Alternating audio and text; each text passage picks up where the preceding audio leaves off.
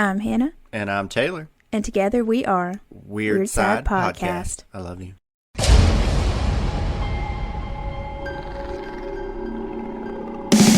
can't run, you can't hide. Take a walk on the weird side, it goes bump in the night. Take a walk on the weird side. You can't trust the living, you can't kill the dead. You can't stop the voices inside your head. You can't run, you can't hide. Take a walk on the weird side. Well, welcome back, weirdos. Welcome back, everybody. I'm Hannah. And I'm Taylor. And together we are Weird Side Podcast. Well, guys, we really appreciate you coming back again for another episode. Welcome. Come inside. Take your shoes off. Get back and chill. Hey, take your shoes off before you come in the house. We are not out. Whose house do you live in? I don't know. Well, we really appreciate you guys coming back again because I listened to our last episode.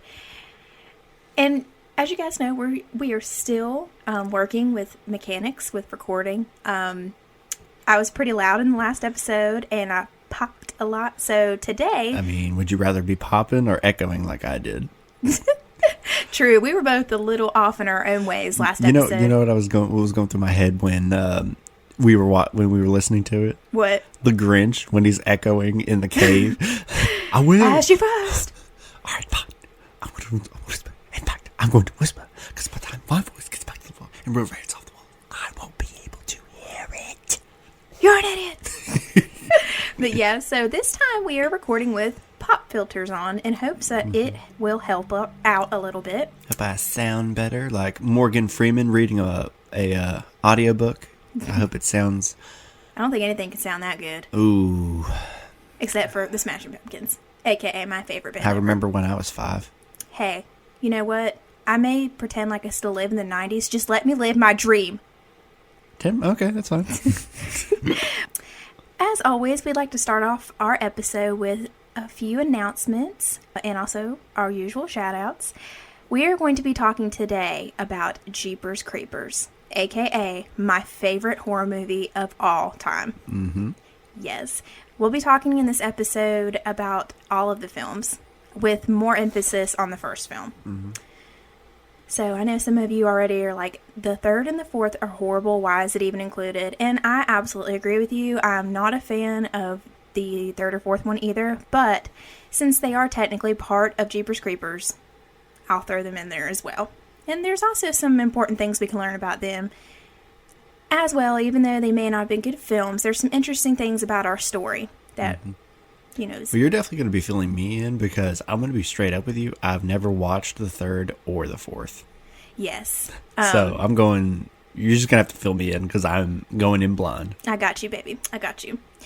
Well, before we jump into Jeepers Creepers, though, I want to go ahead and talk about something exciting in the community that I found out. Shout out. Yes. Apparently, Pembroke has a GoFundMe for their K9 unit.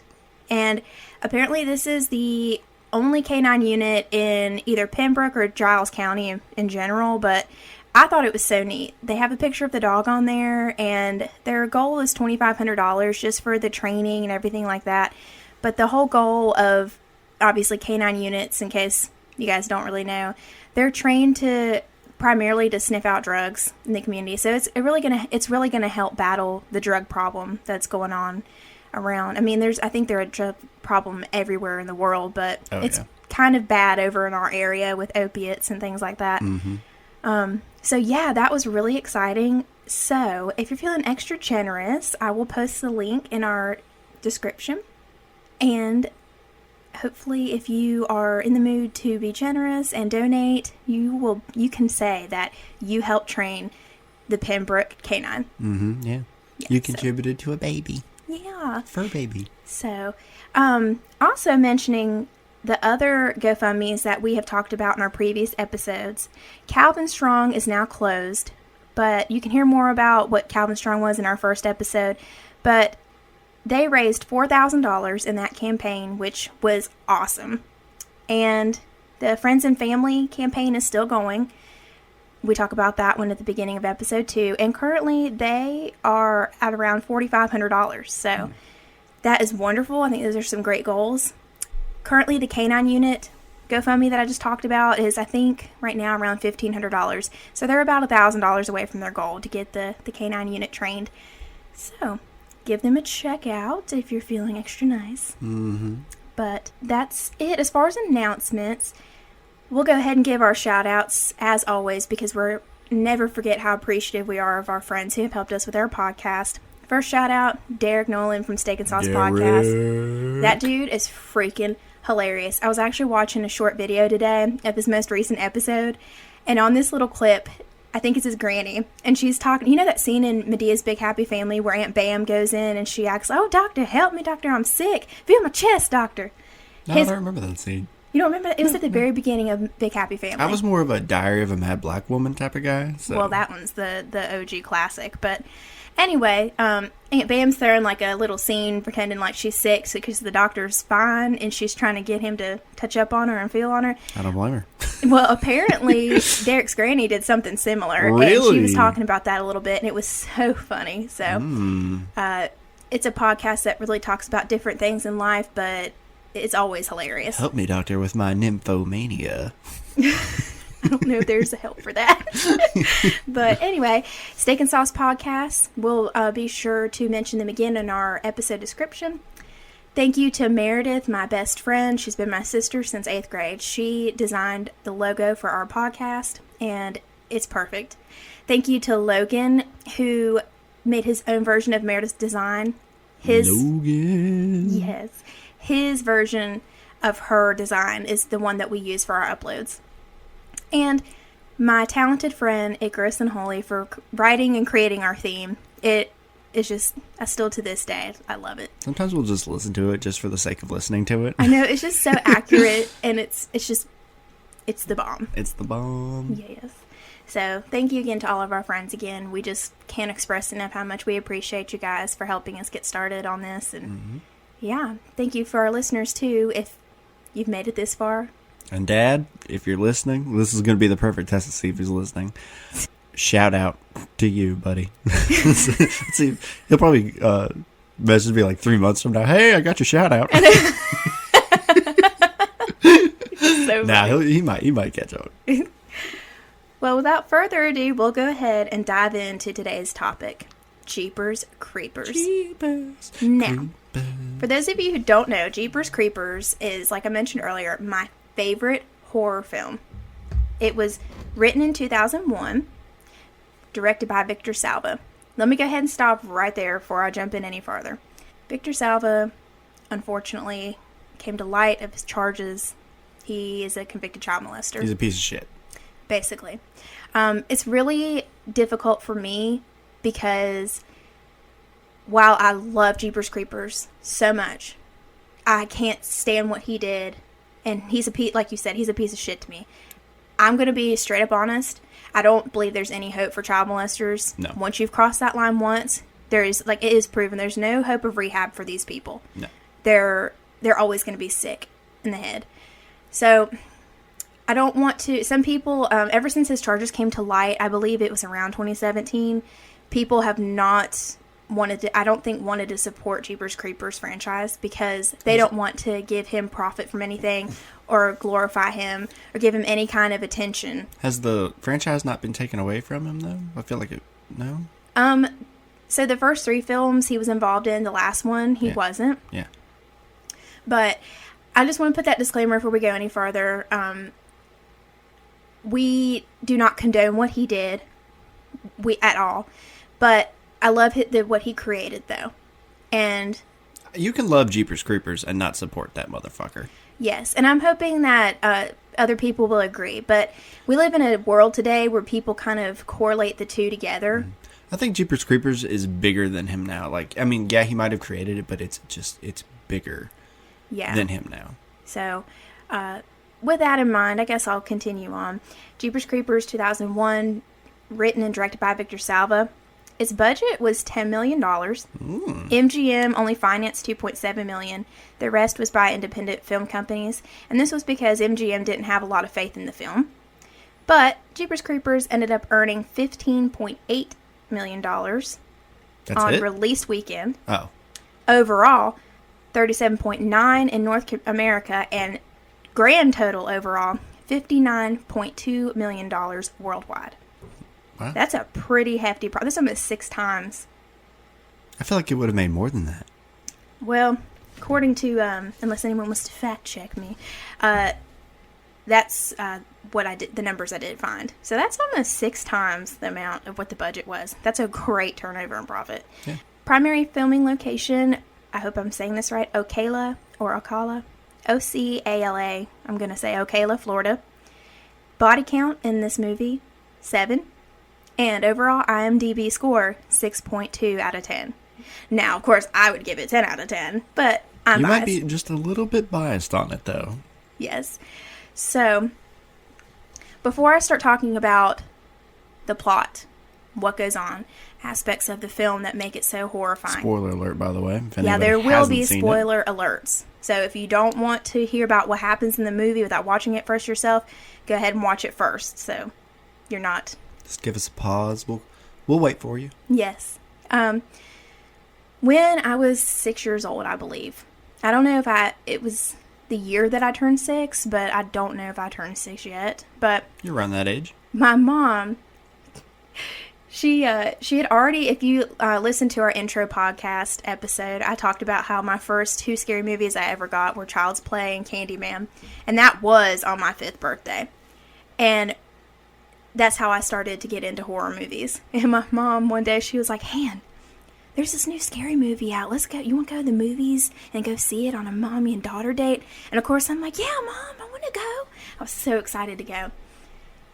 The movie was Jeepers Creepers. Of course. Yeah. And so when I get into, I think it was just me and Mom in the whole movie theater. Nobody went to see it? I was too young to probably remember accurately, but I felt like we were the only ones in the theater. And this also was like in the evening time, close to nighttime. And I was so terrified of this movie. And like I had already seen... I think that's normal for like a 6-year-old to be absolutely petrified of the creeper. Yeah, and on the big screen no less. Yeah. But I'd already seen Child's Play, Candyman. I think I'd already seen Evil Dead at this point. And there were some other ones I'd already seen, although I can't remember what those movies were. Yeah, but I'd already been introduced to it a little bit. But there was something about this movie that just terrified me. None of those really have monsters in them. You know what I mean? Like, out of all of those movies that you just listed, I feel like the creeper might be the most threatening out of all of them. Probably the most terrifying. Like you've heard me say 1,000 times, what really got me about Jeepers Creepers, that scared me more than anything, like I've said so many times, when you hear the word monster, your mind automatically comes up with this creation in your head of what you think that might be. And for me, that's a werewolf. Right. Like when I hear that word. Yeah, and I can understand because they're terrifying. But for me, when I always thought of the word monster, I always thought of something just not typical. Human-like, but not human? Yeah, essentially. But I didn't realize what I really thought a monster was until I saw Jeepers Creepers. Like, I had that idea in my head, but when I saw the creeper on screen, I was like, oh my God. Somebody went into my head, figured out what I think a monster is, and put it up on the big screen. Everything about the creeper is what I thought a horrifying monster would be. Mm-hmm. As far as appearance, downright what he does, body language, the way he goes about, like everything about him, literally. And I remember when we drove home that night after seeing that movie, I was so scared going home because I thought he was going to jump on the top of our car. And also, I forgot to mention, when we were actually in the movie theater seeing this movie, there was a scene in the movie we'll talk about in a little bit. But I remember leaning over to my mom. I was so scared that my stomach was like so torn up. And I know that's typical for people who get scared, but I really thought I was going to vomit. I was so terrified. And I felt fine before we went to go in, but I was so scared it got me to that point. And I remember I leaned over to my mom and I'm like, Mommy, I think I'm going to throw up. And she's like, well, Han, if we need to go, we can go ahead and go. And I said, no, I want to stay and finish watching it. I want to finish it. And I toughed it out and I finished that movie. And that may have been one of the bravest things I've ever done. Now, I know I pick on you about it being a weenie all the time, but I'll give you some points. Good Good job. Thank you. After I saw that movie, after I got home, there were even times later on in my childhood where I would, out of the corner of my eye, and I'm not lying when I say this, it's probably my mind playing tricks on me, but out of the corner of my eye, I felt like I could just see, like, you know how the creeper has white hair? Yeah. I would see, like, just a whoosh of white hair just go by out of the corner of my eye. A child's imagination is very strong. Exactly. So. Like, that's how much it scared me. So, anyway, going into the plot of Jeepers Creepers. We start out in this movie with a brother and sister driving home from college on a back road. In an old-ass car that doesn't belong whatsoever. It's a stick-shift car. We haven't even gotten into it yet, but I like the fact that it's an old car. I feel like it gives it more of a, what's the word I'm trying to think of? You know my style. I like old school stuff. Mm-hmm. Retro. Maybe that's what I'm thinking. Maybe this is just me and my own personal opinion, but they're college students, right? They're coming back. And this is 2001. Yeah, they're college students, right? They're coming back from college on a break. Am I right? Correct, yes. And they're driving back. It was Trish's car, correct? It was Trish's car.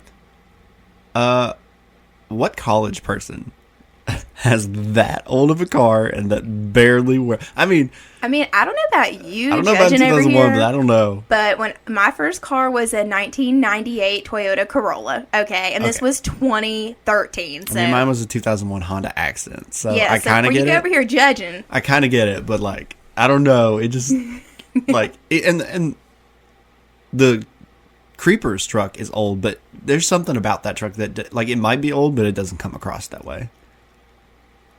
The look wise, yes. It's performance wise. Performance is no. No.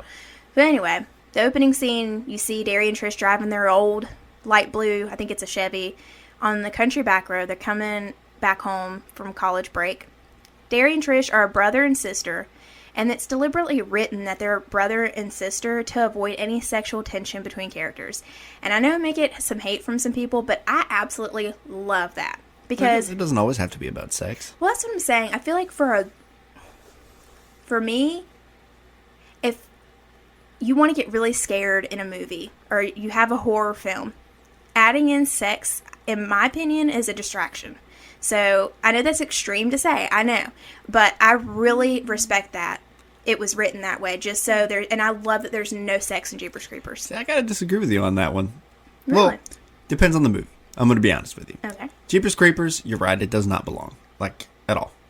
It's not needed. But I feel like for something like Jason Voorhees, like, True, part of the appeal, to the story. Part of the appeal for those movies is coming to see some tits. I mean, coming to see some teenagers fuck and get killed afterwards. In those 80s slasher movies, that was a key component because those were always the people that the killers would go after, people who were having sex and getting freaky and having fun. Or like another example, Howling in 1981, where the scene where Dee Wallace's husband has sex with that woman and they start transforming into a werewolf like mid sex scene. Like that one, cool. it worked because it was like their primal nature's coming out. Like that's true. That's a fair point. You can make it work. It's like, but there are certain movies that is kind of pointless, and Jeepers Creepers is one of those. It didn't fit. Yeah, sex doesn't really.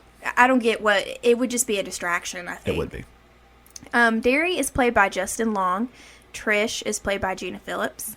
Every time I see him, I see dodgeball. See dodgeball. Dive and dodge. Derry is reported to be a biology student per script description. Didn't know if you knew that or not. Did not know that. Derry's name. Oh, you're going to love this fact, eh? Derry's name is a tribute to Stephen King's It from Derry, Maine.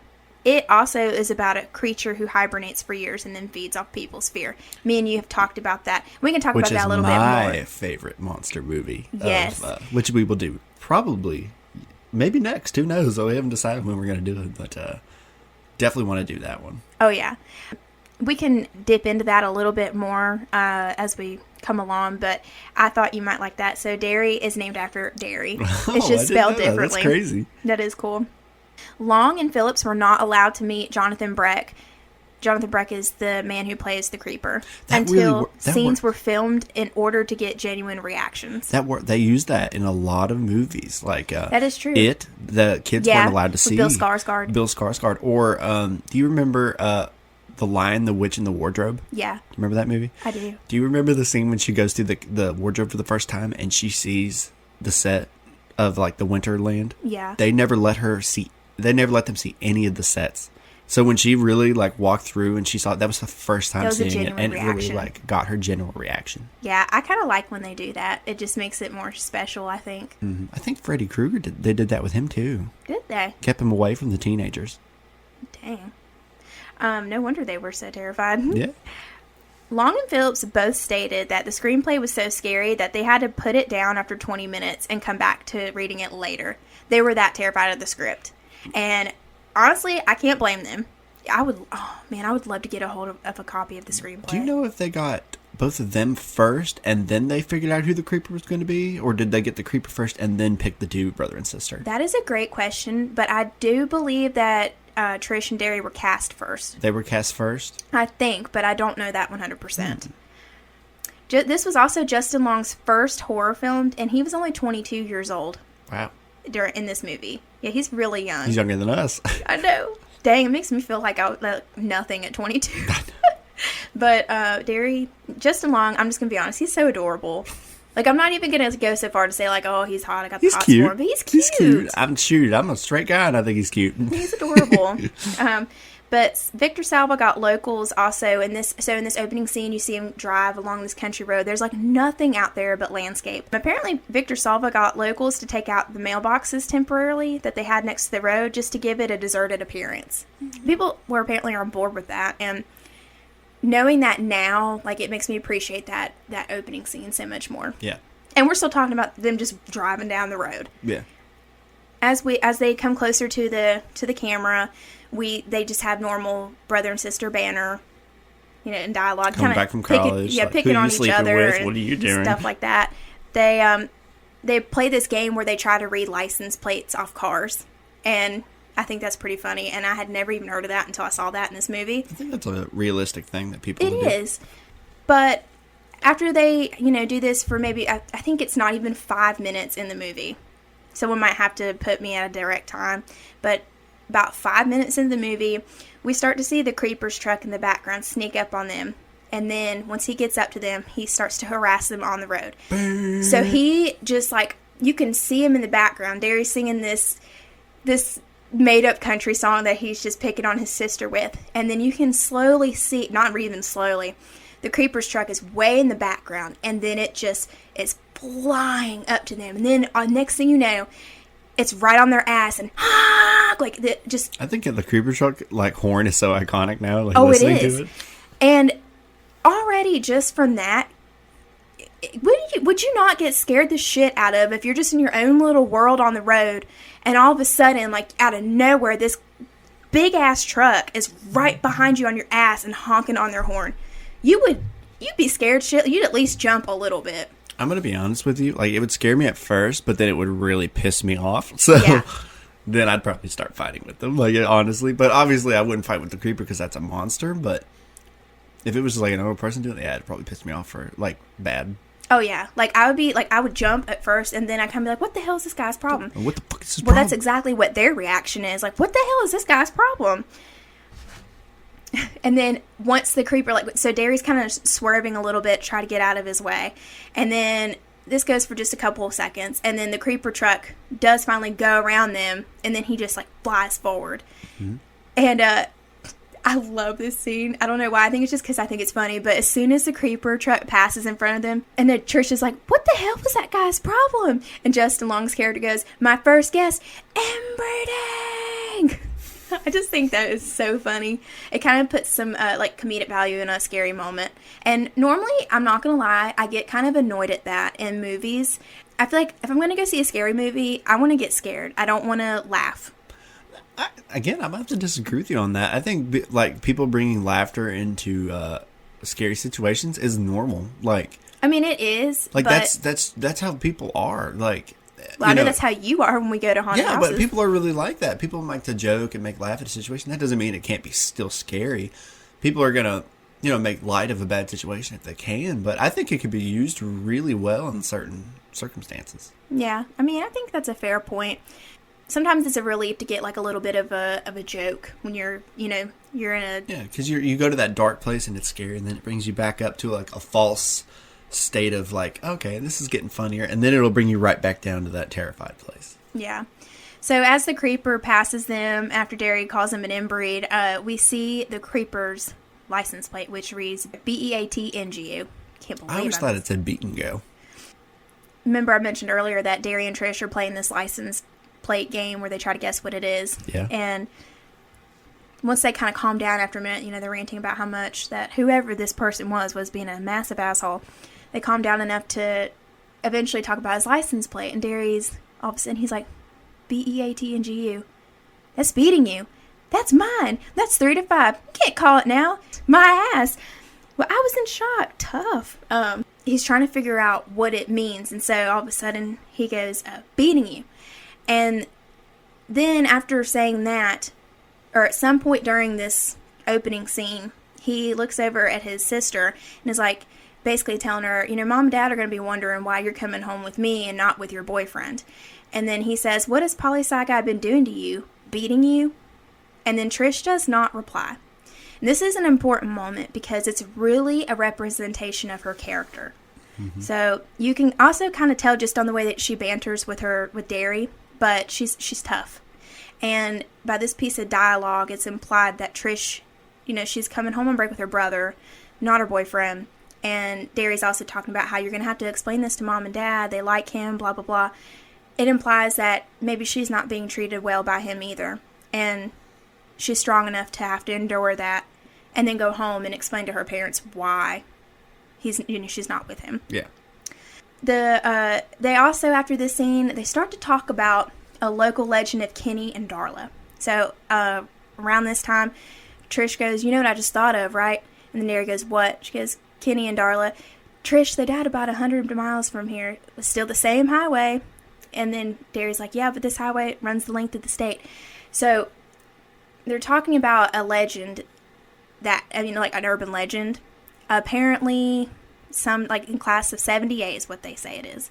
And this is, I believe that Jeepers Creepers, even though it was made in 2001, I think it's supposed to take place in the actual time, 2001, I believe. But they talk about how 2 teens were found. Their car was found all smashed up, and they never found the bodies, except I think they found one of the girl's body, but they didn't find her head or her boyfriend at all. And it was supposed to be kind of like an urban legend to talk about like drinking and driving and the dangers of that. Now, how that can correlate with missing bodies, I don't know, but Coyotes could have came and ate them, you don't know. The way that they talk about it, though, in this scene is just really creepy. It's like you just get scared the shit out of, and then you start talking about this urban legend that also scares the shit out of you and just gives you chills. You realize that this creepy and scary thing just happened to you on the same highway where apparently a really scary urban legend happened at. And Trish makes a comment. She's like, when I first heard that story, I used to think this was the highway I would die on. And as you love to say sometimes, foreshadowing. Yes. So it's pretty creepy. Another aspect of what makes all these, I mean, we're just right at the beginning, but it can be said throughout the film, that makes the film so scary is the score. Like, the soundtrack that comes with this. So, when it's high stress and high anxiety, you have like high strings and brass, and then when things are like ominous and slow, like you have something really deep tone and drawn out. But the score really matches up what's going on in the moment. Sound like the Creepers' favorite song. I think it's very demented. Oh yeah, and we will definitely talk about that coming up too. And also, this is just another fun fact. So the Creepers' license plate is BATNGU.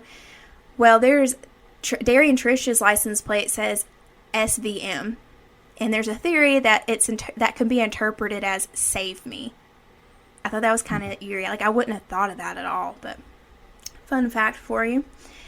They keep going down the road. They stop to go pee. And apparently, when Derry's peeing in this scene, it's really him peeing. But anyway, and they keep going when all of a sudden they pass by the creeper dumping a body into a pipe at an old abandoned church.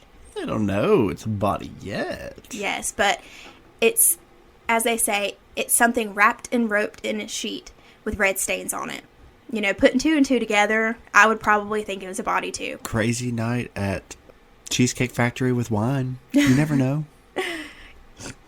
You never know. You never know, I guess. So this is another, just as soon as like your adrenaline comes down from that mini chase scene, it's going back up because there's you know they're going to stop. When they're going past the creeper, seeing him do this, the camera shows the creeper like he quickly, like, and when he notices them passing, he quickly throws the body down the pipe, but then he just stands there and stares at them and watches him pass. It is so freaking creepy. Like, it's giving me chills talking about it.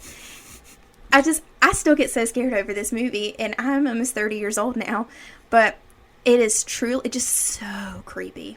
So then he gets back on the road again and starts chasing him again. And then this is where we go into a bigger chase scene. This scene where he comes back on the road and he chases them after they watch him dump a body down the pipe. This scene is actually inspired by a real life case. Really? Yes. A man named Dennis Depew. Yes. Depew. He murdered his wife and was in real life and was actually seen by passing witnesses of him dealing with a bloody sheet at an old abandoned schoolhouse. And just like in Jeepers Creepers, he goes back on the road and he chases these people down, these witnesses down. I don't ever really know what became of it, but this was an episode. They actually did an episode on Unsolved Mysteries of this. Yeah, so really? That scene in particular really was based off a real life case, and it's very creepy. So that just makes it even more, you know, in a way, scarier in my opinion, because I think one of the arguments that people may have about horror films, and maybe especially with Jeepers Creepers, people may say, well, it's obviously not real. This is 100% fake. But movies are meant to be fiction. Right. Like, it's cool. I mean, you can make non-fiction ones, but fiction ones, it's not supposed to be realistic. Right. But then when you think, like, moments like this were really inspired by something in real life, and then you think about it, would it really be that unheard of if you were driving down the road and all of a sudden some maniac just comes out of nowhere and starts chasing you on the road? That could really happen in real life. Yeah, it can. It really could. And that's partly another reason why I get so scared over this movie, is just thinking about, what if this was real life? Mm-hmm. What if this really did happen? It's very scary. So, yeah, it was on an episode in Unsolved Mysteries, the Dennis Depew case, and the episode was in 1990 sometime. And I think Victor Salva did confirm that this case did inspire this scene. So they get Derry and Trish get chased off the road. They end up having to crash into a field, and the car kind of breaks down for just a minute. And then the creeper truck just keeps on going. He zooms by. Then they decide whether they want to go back to that church and help whoever that was or not. Derry wants to go back and help, and Trish does not. And I have to say, I mean, we wouldn't have the movie without them going back to the church. But in real life, Trish would be right. This is the only brave thing that Derry does.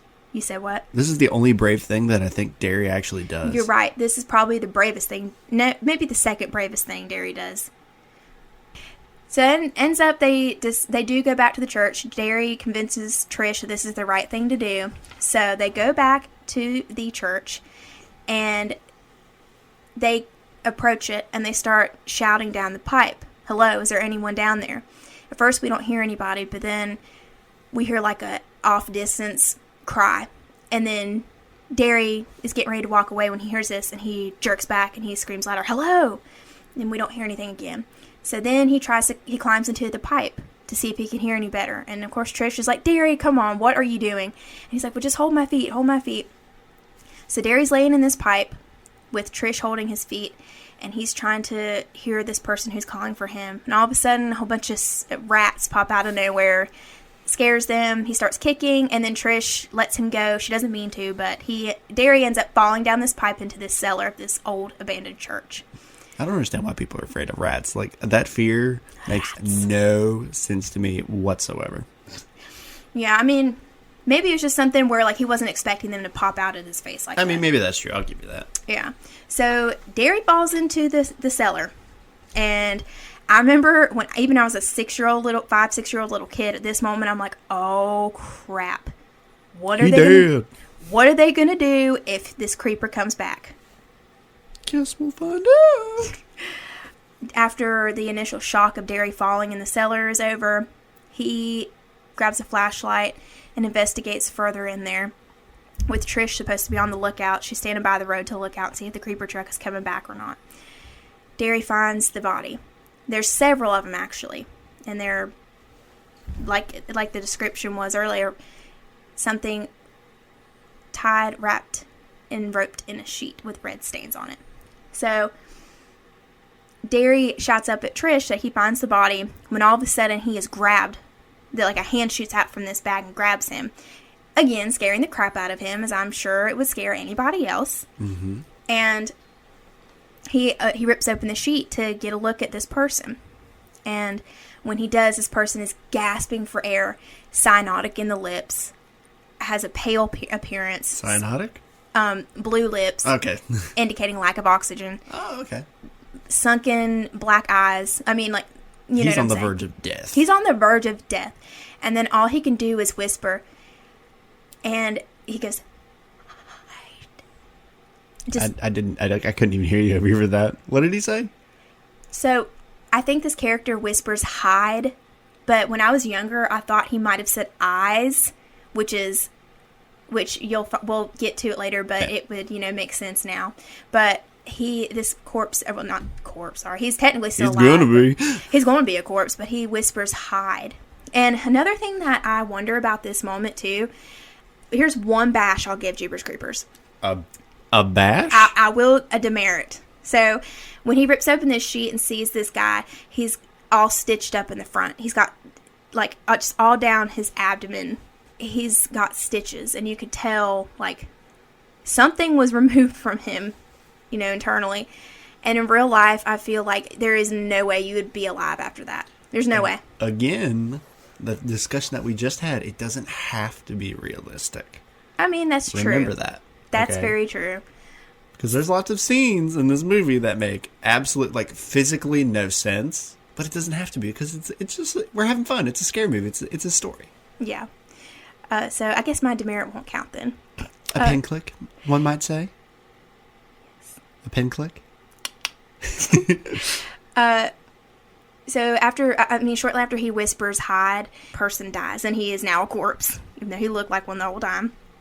And then, basically, Trish is like, how are you going to get out of there? Derry's like, I'm going to have to get out of here. I think it's a cellar. I can figure out a way to get out of here, basically. Mm-hmm. So then he goes farther into the cellar, and he ends up seeing string, weird wooden kind of creature on this wooden slab.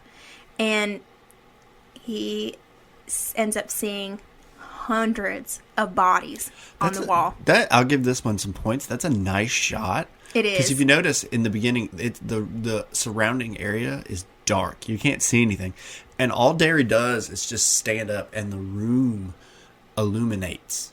Yeah. That's a really nice shot. It's a really cool that shot. was there the whole time and you didn't even know it, and he just like looks around and sees all those dead bodies on the wall. And then like also during this, I remember I talked about how the soundtrack is so like makes it so much creepier. During this scene you have strings like just jumping and jerking out and like it just, I can't even mock it. It's creepy. It's so horrifying. But before Derry ends up leaving this cellar and getting out of it, this is another imperative part of the plot. Remember Kenny and Darla we were talking about earlier, the urban legend people? Yep. Derry ends up finding their corpses on his way out of this cellar. And it's freaky to him because corpses that old would not still be intact at all. I have a question. Yes. You said the only thing that they found was her head? Only her body. Her body. Her head was missing and the boyfriend altogether was missing. Why is her body there? I don't know. That makes no sense. Maybe that's a technical error. I don't know. Okay, I was about to say, that doesn't make any like sense there, because like if they found her body, did the creeper go get her body? Or did they just kind of forget? I mean, because they did forget certain things in the movie, I'm sure we'll discuss, but I feel like that was a kind of a logical error. Mm-hmm. Yeah, I don't know, but either way, this is an important part of the plot because the look on Derry's face is pure horror. Like, it just... Again, imagine if you were him. Like, you heard about this scary urban legend that happened, like, over 20 years ago, and then all of a sudden, you see these corpses. And the reason why he knows that it's Kenny and Darla is because her head is sewn on, and they're both wearing their class rings. Mm-hmm. He knows it's them. Like, That is horrifying. I like that they made the bodies look like actual taxidermy bodies. Yeah. Like, they really did. Like, they really looked like a taxidermy human. Yeah, they did. And maybe that's how they stayed intact. But that was one of the other aspects of why it made it so terrifying for Derry is, again, these corpses are over 20 years old. Like, they would not normally still be intact at all. Well, it's not impossible for a body to be that way after that amount of time. The thing is, like, for example, there was a leader in the Soviet Union who died. His name's leaving me right now. I'm sure somebody will fact check me on that. His body is still on display. He died in the 40s. But it takes a special team just to keep his body up. And most of his body is gone. Like, they've just redone him. There are certain parts of his body that are still real, but is it impossible? No. It definitely wouldn't look that good after 20 years. It would not. Like, if you watch this movie, you'll see what we're talking about. I mean, they're clearly, like, it has a glossy kind of look to their bodies, but, like, they're pretty intact and pretty well done. The detail's nice. Their eyes are weird to me. Yeah. I mean, there's, like, a faraway shot of them, like, before they get up close, where I think the Kenny looks kind of fake, but still, it's creepy. It's horrible. I mean, a taxidermy animal doesn't look real, but then it also does at the same time. Yeah, so that's kind of how these what bodies look. It's close. Yeah. But not identical. Exactly, and that's how these bodies look in this church. Yeah.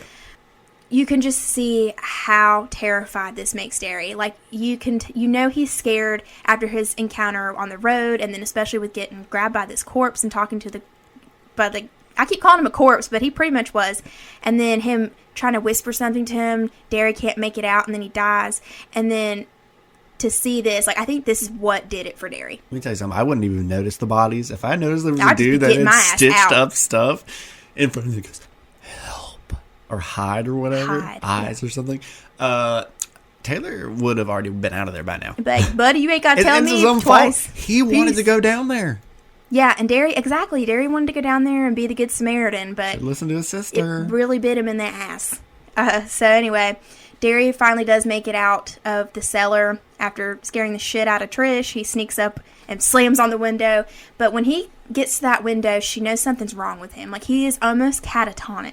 You can do that. That's a real scene. I mean, there's some certain times you can look at someone's face and see that The horror. there's something going on. There's something, yeah, you like can something. do it. Yeah. Like, they saw something. You could tell sometimes people see something.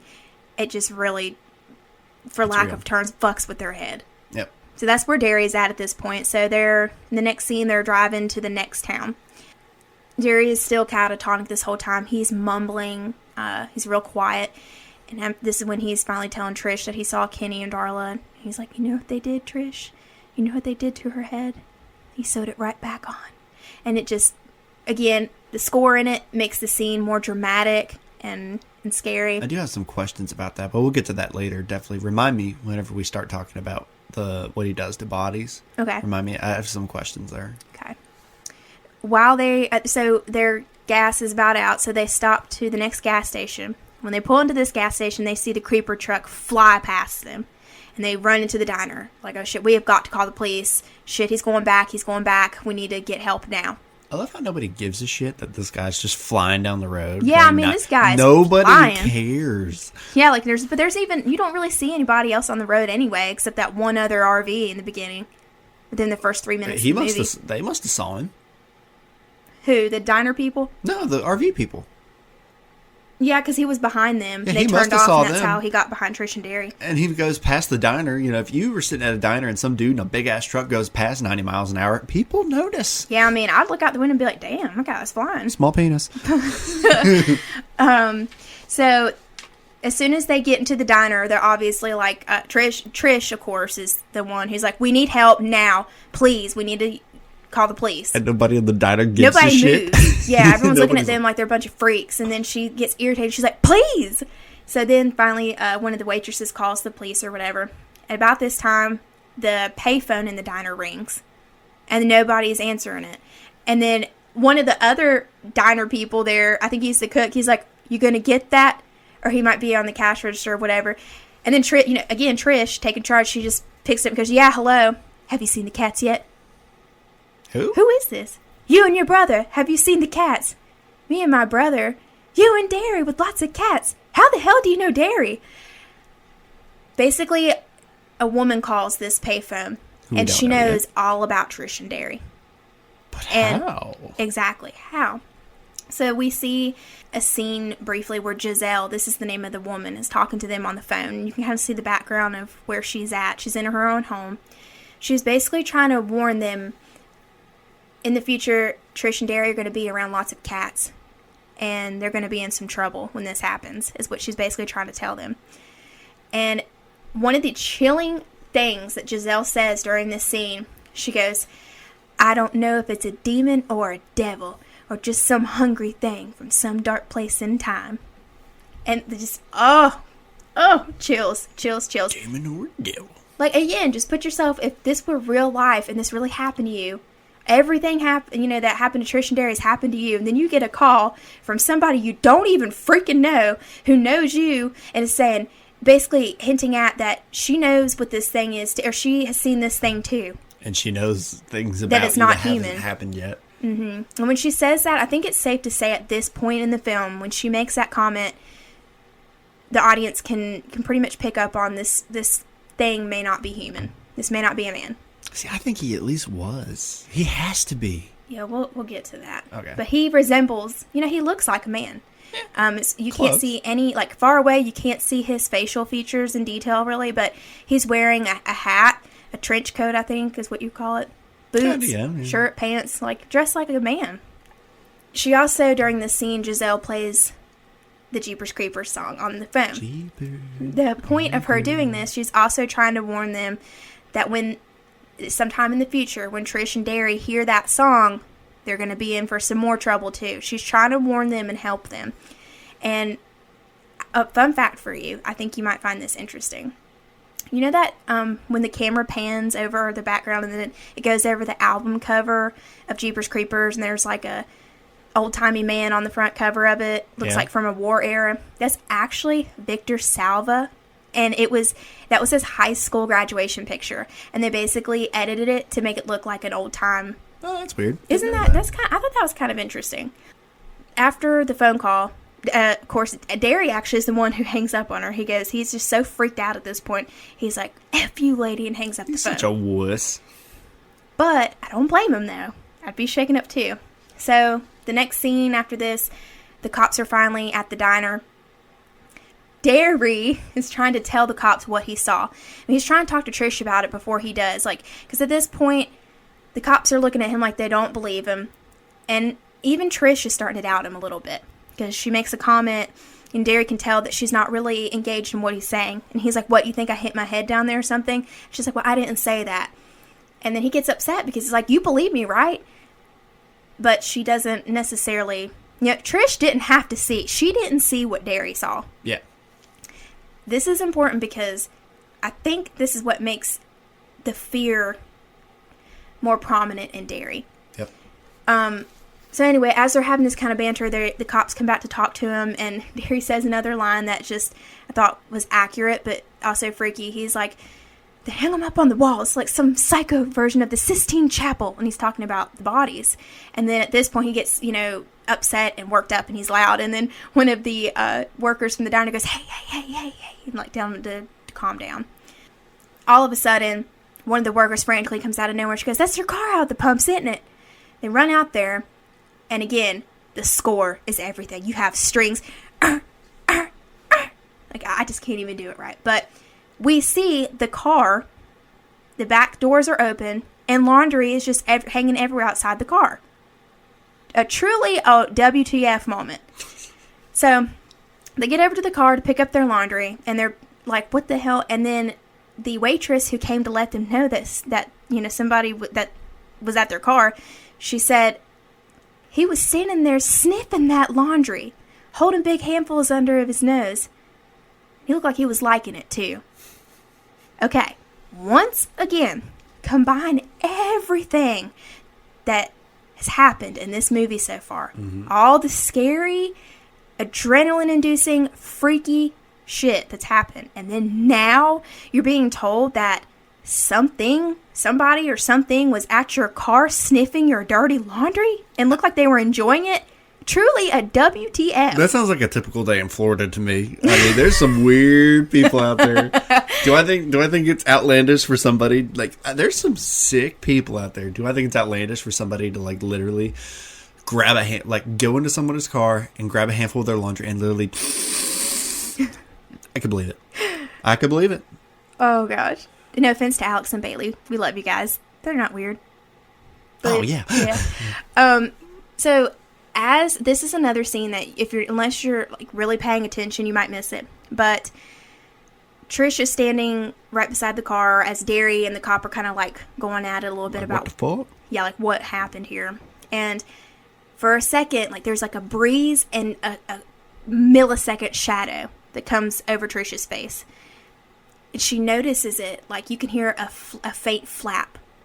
It's like something was in the air over her, just for a second. Yeah. And she picked up on it. There's also during this scene when the cops are investigating the car, Derry is picking up the laundry, and he notices a handprint on the handle. And then he asks the cop, are you interested in that handprint? And the cop comes over. Derry's like, you can get a print on that, dust it, right? And then the cop goes, looks like somebody already did. And you could tell by looking at this handprint that it's not normal. Like it's wet, but it's also kind of like disintegrating at the same time. It's really weird. It's not a normal handprint. Yeah. Before we leave the scene, I also want to point out that this diner in this scene was actually built just for the movie. So it really wasn't a place that already existed. It was built just for the movie. Do you think they actually cooked the people in there like a meal while they were doing it, just to make it seem normal? I don't know. I don't know if they like installed it to be a diner or just made it look like a diner. That's cool.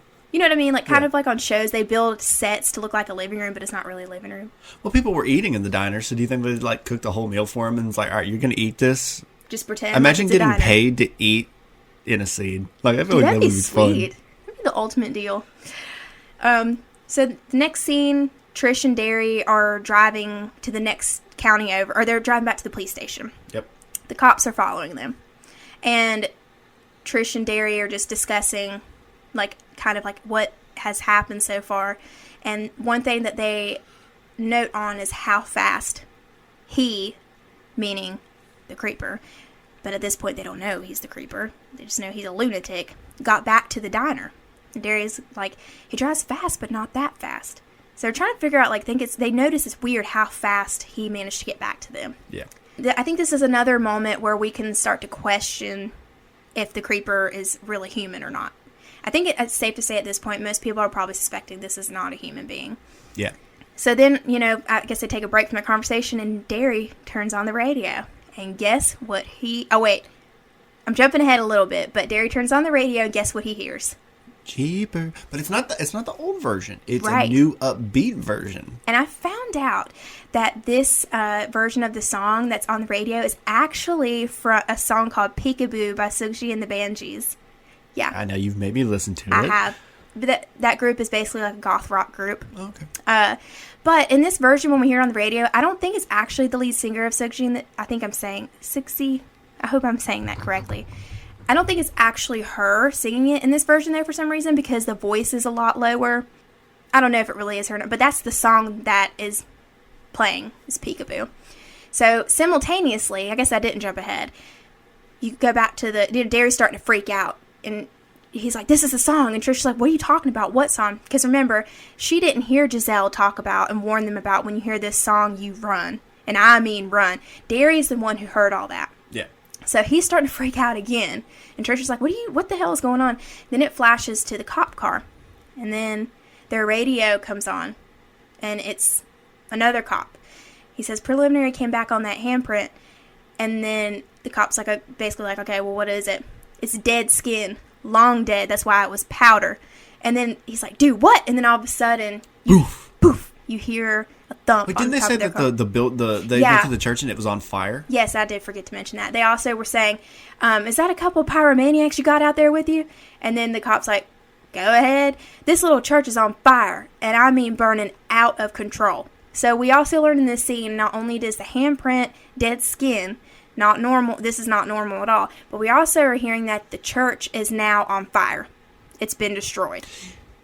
Or in the process of being destroyed. I realized something when we were watching this movie about that scene earlier today. And I want to, whenever we get to the end, I gotta ask you that question too, because I do have questions Okay. about that. Yes. So, okay. So then we're at the point where you hear the thump on the top of the car. Yep. The camera pans back, and you can see a man standing on top of the cop car. Is he a man?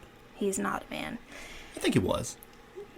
Yes. And again, we'll talk more about Creeper in himself a little bit later. But next thing we know, the female cop that is accompanying the male cop she rolls down the window to investigate what the hell that was on top of their car.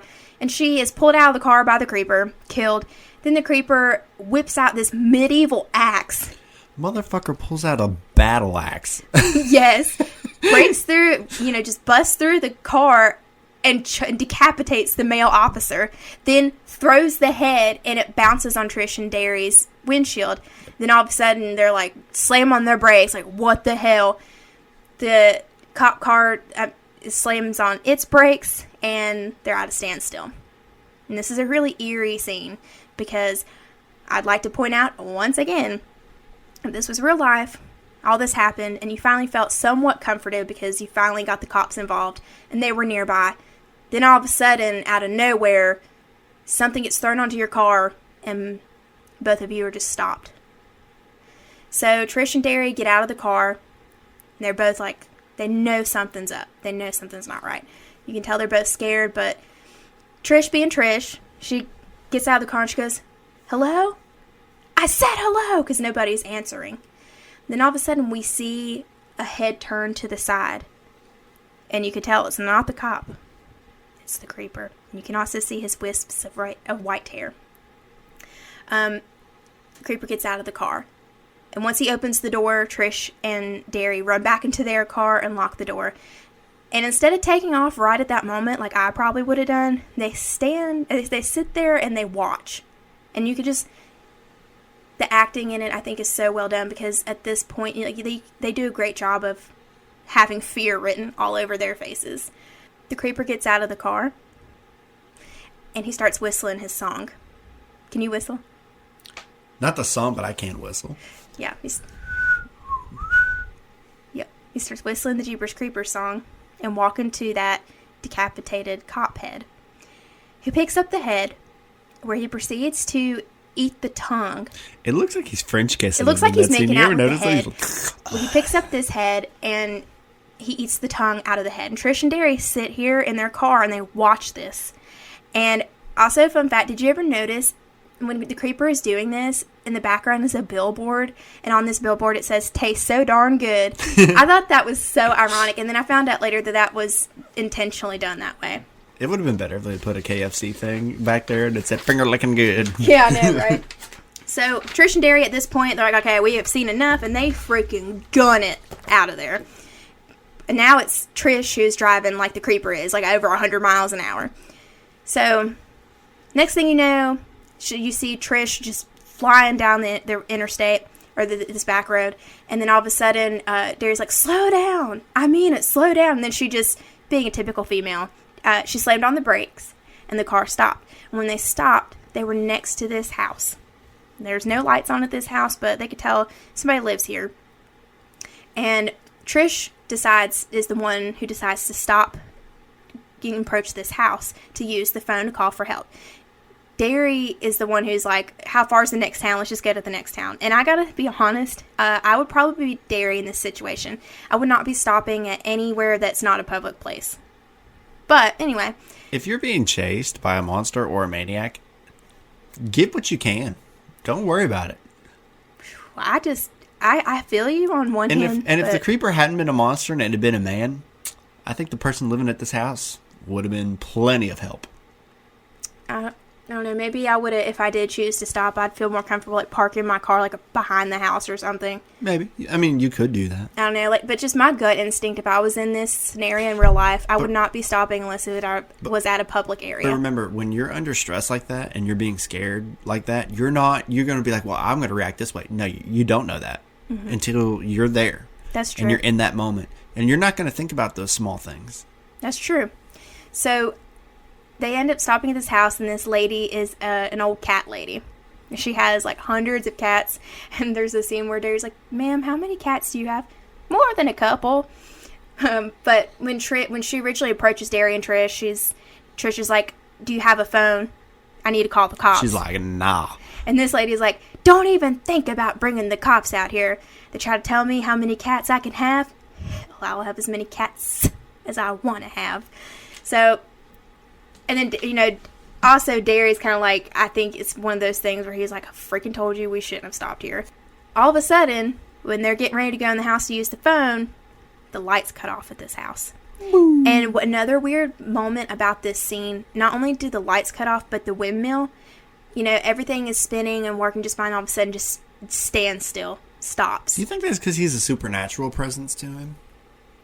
Originally, I thought that, but if I'm being honest with you, I don't know at this point. Could be. So, they look over into the lady's yard, her little garden, and then insert this creepy score, dun, dun, dun, and then the creeper is standing on her scarecrow, just staring at them. Like, how does this motherfucker get somewhere so quietly? And he's so a fast. ninja. So this another part where actually I'm glad there was a little bit of comedic value in this movie, because again, when I say terrified, I mean I was terrified. This old woman comes out with her shotgun. She plows through Derry and Trish, and she's like, "You got 10 seconds to get your ass out of my yard. And don't think I'm going to tell you twice." And then obviously the creeper is not moving. He's just staring all wide-eyed at them. And then she fucking shoots at him, yeah. And that gun blows. Yeah, that's a powerful gun. Yeah. Is it sawed off, do you think? To be honest with you, if we're realistically, it wouldn't do that. Realistically. Mm-hmm. But it's fiction, so whatever. But that's a powerful gun. Yeah, so Trish's like, "Get away from him." And then, right at this moment is when she shoots at the creeper, and he flies off the scarecrow and lands and he, jumps up, flies to her roof. Breaks into the house. Yeah, leaps to her roof, and then he breaks into her house. So this old woman, I wish I was as fearless as her, because she goes back into this house. She's literally going, and Darren's trying to stop her. He's like, "No, you can't go in there. He's going to kill you. Yeah. You brought that monster into my house." What she says kicks him in the dick. What she says is, "What the hell did you bring into my house?" And that's another kind of creepy moment, because once again, it's implying that this is not a human being. And then, yeah, she freaking hits Derry in the nuts with her butt of her shotgun. She didn't hit him in the nuts. She kicked him where he was weak. I wonder if Derry wore a cup during that scene. Or Justin Long wore a cup during that scene. It looked like it hurt. I don't know. Whew. So, this fearless old woman's all pissed off because her cats are disturbed. And she goes into this house. She goes, "Go to fucking hell." Going back in her house, and all of a sudden... I do like that scene where it gets real quiet. It's real quiet. They're standing out there I wonder what's going on. And then you see a flash, boom, gunshot. Yep. And then another boom, gunshot, and then it just goes silent again. Right. Then the camera pans and you see this old woman just standing there. You can see her standing in her house, and she's just standing there. It's so creepy. Yet again, I'm probably going to say this over and over and over again. The score. Creepy music is playing as she's just standing there. Very eerie, very suspenseful. And all of a sudden, we see the creeper's boots, walking behind this old woman. He walks her to the screen front door. Trish and Derry are still standing there. And he's holding the old woman. He basically, the creeper shot her. So she didn't shoot him, he shot her. And I wonder if the first gunshot was her shooting him, and then him taking the gun, and then the second time, he shoots her. Could have been, but I don't know, because he doesn't seem to be slowed down at all. I mean, have you seen the punishment he takes in this movie, and he doesn't slow down? But usually when he's injured, he at least slows down some. I didn't say she hit him. I said she shot at him. Okay, fair point. So the creeper is holding this old woman in front of her, and then all of a sudden he moves her in front of him, and for the first time in this movie, we clearly see his face, and it is something out of a freaking nightmare. When I saw his face for the first time, I'm like, "Oh my god, that's the monster! That's my monster!" And it was just, but not in an exciting way at the time. It was more of a terrified way. You know what I have to bring up now? What? The deleted scene. Because this is where it is. And you and me disagree on this. Right. Okay. We'll hear your part first. Okay. So, originally in this scene, in the movie, when he reveals his face, he just he does this smile, like, and he just, it's so creepy. He just shows his razor sharp teeth and is smiling at Trish and Derry, and they run into their car. But there's actually a deleted scene, which in my opinion, think is more terrifying, that I think they should have left in. Now, this is just an opinion thing.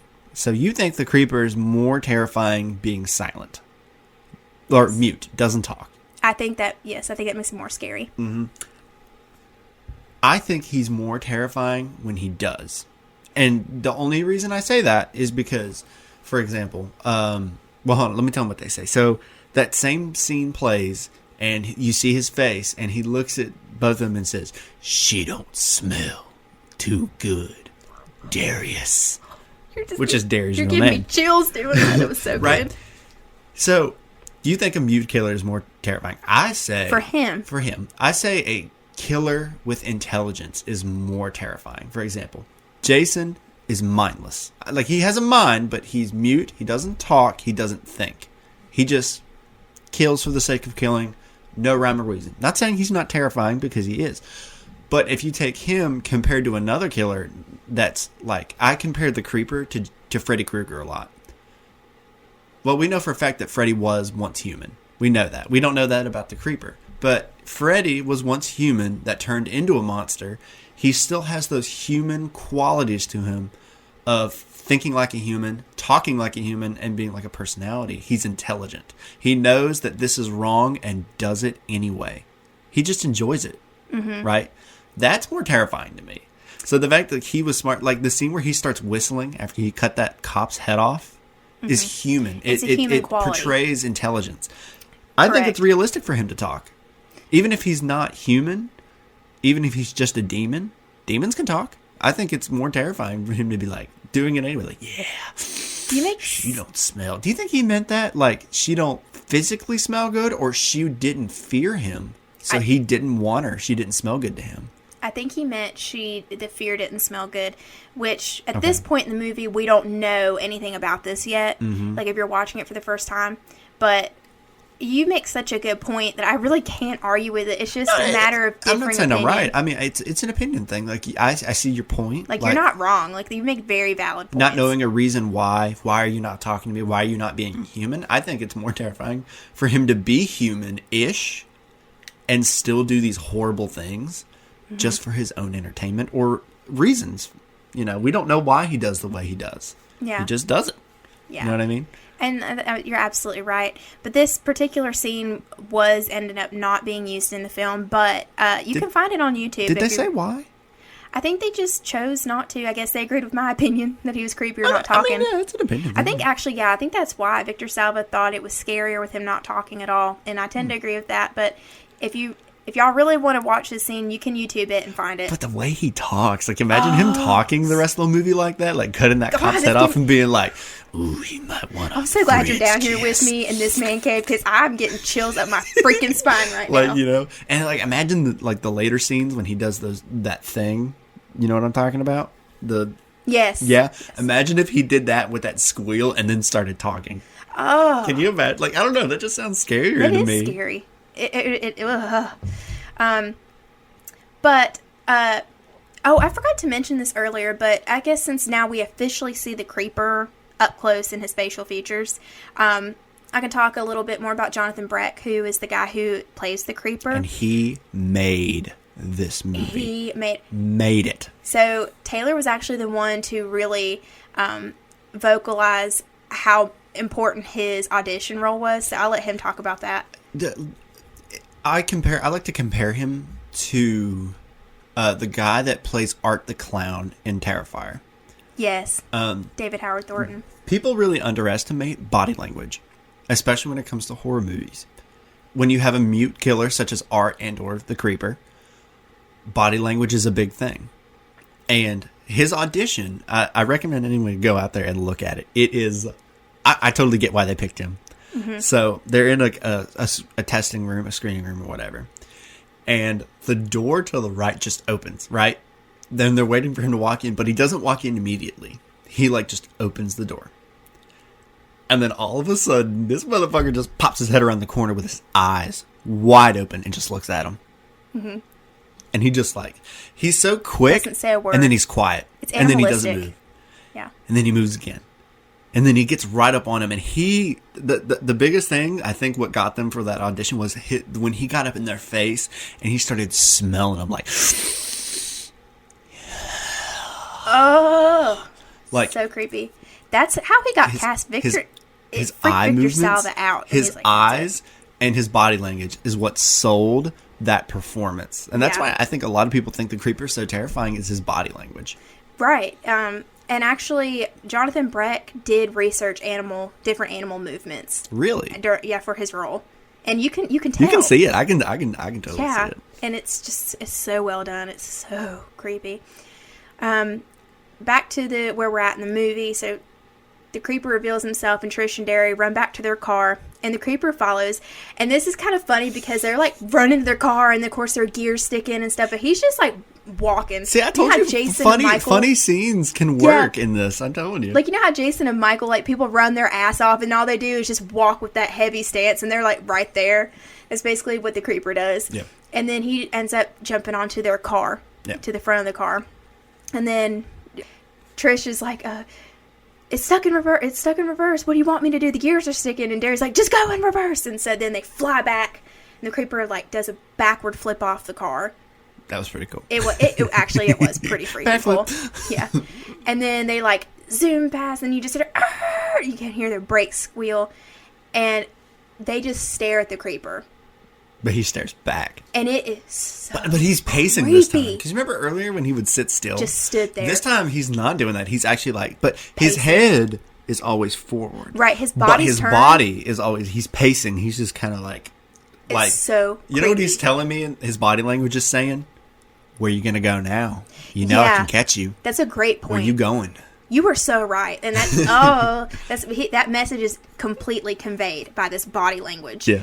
So then they finally get the car out of reverse, and they get the gears in place, and then they just gun it to try to run him over. Mm-hmm. But he does this really cool stunt move where he just jumps up and he just runs over the car. And then he does this quick, did you notice he does that quick head turn the first time? He looks back and he's like kind of snarled at him, and he just does that quick head turn. You know what he was doing there? Again, body language. When he steps up and he gets down, he does that like shoulder thing. Yes. And he snarls at him. You know what he was saying right there? Like, really? Shit, that ain't gonna work. What you doing? Like, that you ain't gonna work. Shit. Yeah, like, this is just fun and games at this point. So then they back up the car again, trying to hit him again, and once again, he jumps up and runs over the front of the car. And then at this point, again, there's some distance back, but they're facing him, and he is just standing there in the road. And then, once again, the score, it goes, like, I can't even mock it with my mouth, but just creepy as hell. The creeper is just standing there. His arms are kind of like, I don't know, maybe like a few inches like held out from his sides, and his fingers are kind of open, and he's just standing in the dead center. There's not another car in sight, and we haven't even seen a whole lot of other cars in this There's probably movie. not a human for miles. For miles, and he's just standing there in the middle of this deserted road. It's the creepiest freaking thing. Kind of like he's like basically saying, if you want to leave, you got to go through me. Yeah, that's an excellent point. So, all of a sudden, and this is where I kind of have a little bit of confusion, but all of a sudden, obviously Trish has tried to run him down 2 times now, and he's just jumped over that car. And all of a sudden, like, they're just staring at each other. Mm-hmm. And Trish is like, come on, motherfucker. Come on. And then she guns it again, but this time the creeper runs into the car. No. If you noticed when that scene, I know what happened. So notice there was a lot of distance between them those first 2 times. Mm-hmm. So he had plenty of time to be like, all right, here they come, and to react. If you noticed, she intentionally stalled the car like she did earlier. Remember when it was stuck in reverse? Mm-hmm. She intentionally did it again. So he's like, okay, so they're not going anywhere. So he started walking towards him. Yeah, he did. You're right. And she says, come on, motherfucker, come on. Mm-hmm. And he gets real close. And then she knows to put it back in drive. And then she guns it, giving him no time to react. I mean, and then hits him. That's a good point. But I don't know why. To me, it looked like he intentionally just ran into the car. I don't think he would intentionally get hurt like that. I mean, I wouldn't think he so never did either. that in any of the other movies, like intentionally, like, all right, hit No. me. But at the same time, too, at this scene where he's, like, running across the car, I kind of got the vibe a little bit, like we were saying earlier. It's kind of like, well, this is just fun and games at this point. But he did have time to react to those because they were so Yeah. far away. This time, he had walked really close to the car, and True. then she gunned it, giving him nothing. He couldn't do what he did. Right. Well, either way, he gets hit. Oh, yeah. And you can he hear doesn't him- get hit. He gets hit. fucked. Yeah, and you can hear him squeal. Yeah. It sounds really, it's just, it's I can't even compare what it sounds If you like. notice, when he squeals, that obviously means he feels pain. Right, he Right? feels it. But his skin is dead. Doesn't that, would that mean that his, So his weird. nerves are dead? It sounds kind of like a high-pitched cry. Like Yeah. kind of like that. You know, but wouldn't that mean his nerves are dead? Oh, yeah, he definitely felt it. But when Are he we- gets hit, I feel like in real life, if you hit somebody, that it would kind of like, it would throw them in the air a little bit, but it would probably push them forward. It Depends doesn't how do you that. hit them. It depends how you hit them, because if Exactly. you've ever watched videos of like professional race car drivers that are driving on like these like narrow roads, and a deer jumps out in front of them and they hit it and they launch that deer straight up. Well, that's in the what air. happens to the creeper. He Yeah. gets launched straight up. I mean, it's a good solid 3 seconds before Where he's up in the air. He's up in the air, and at this scene where he's like got hit and he's up in the air, some of his weapons fall out of the sky and they land on. I noticed the there was car. a dagger that There was a landed. dagger on there, Mm-hmm. and I can't remember if his axe fell or not, but it was a couple of weapons. Yeah. And then he finally lands, and he lands on the back of their car. Yep. So Trish puts the car in reverse and runs him over, and then runs him over again. Again. And I'm Barry's, weird. I'm. Why didn't she run over his head? I don't know, but I would've. maybe she was trying to, but Yeah, after maybe. she's running him over, Derry's like, okay, enough. And Nah, that ain't enough, was motherfucker. not What you enough. talking about? but you can see in the shot though, like he's got an arm that's smushed to the ground. His feet have been run over so many times they're actually not intact with his legs anymore, and you can see tire marks all over his body. I mean, this motherfucker is dead or looks dead, but his head's still intact. Yeah, though. I would have went for the head. Right. I mean, maybe that's what she was trying to do, but Derry was like, okay, that is enough. I would have Thanos'd that, and you should have gone for the head. It's also this point where they're staring at his not corpse, I'm sorry. I would keep say saying unconscious. that word. Unconscious. Body. They see him laying on the road, and all of a sudden they see some movement in his coat. And then all of a sudden, a giant ass wing rips out. Motherfucking bat wing. A bat wing. Bat wing. I mean, a huge thing. Probably, I don't know if you guys believe in Mothman or not, but probably bigger than freaking Mothman's yeah, wings. I think it is. Yeah. And you can see it just does not, I mean, clearly the creeper is not a human being, but in this scene when we see the wing, like, you know, he's really not a human being after Yeah. seeing this crazy shit. And so, again, Trish and Derry are in their car and they're looking terrified, and they see the wing, and they're just like, all of a sudden, again, for the 500,000th time, the score sets in, and Derry's like, let's get out of here. You know what I was thinking when he shot his wing up like that? What? Like, Yeah, he you ever tries been to fly hurt really away. bad? Like, hurt really bad, and you're like testing out your body limbs to make sure you're okay? Yeah. You know what I mean? I think that's I what think he he was was like doing. stretching his wing, like, okay, that's good. Right, like this whole scene was supposed to be when we see his wing, not only just so the audience can see it, but also I think the creeper was trying to fly away. It could have been. But it don't work. And that obviously explains how he got back from the church to the diner so Right, quickly. now that answer is finally given.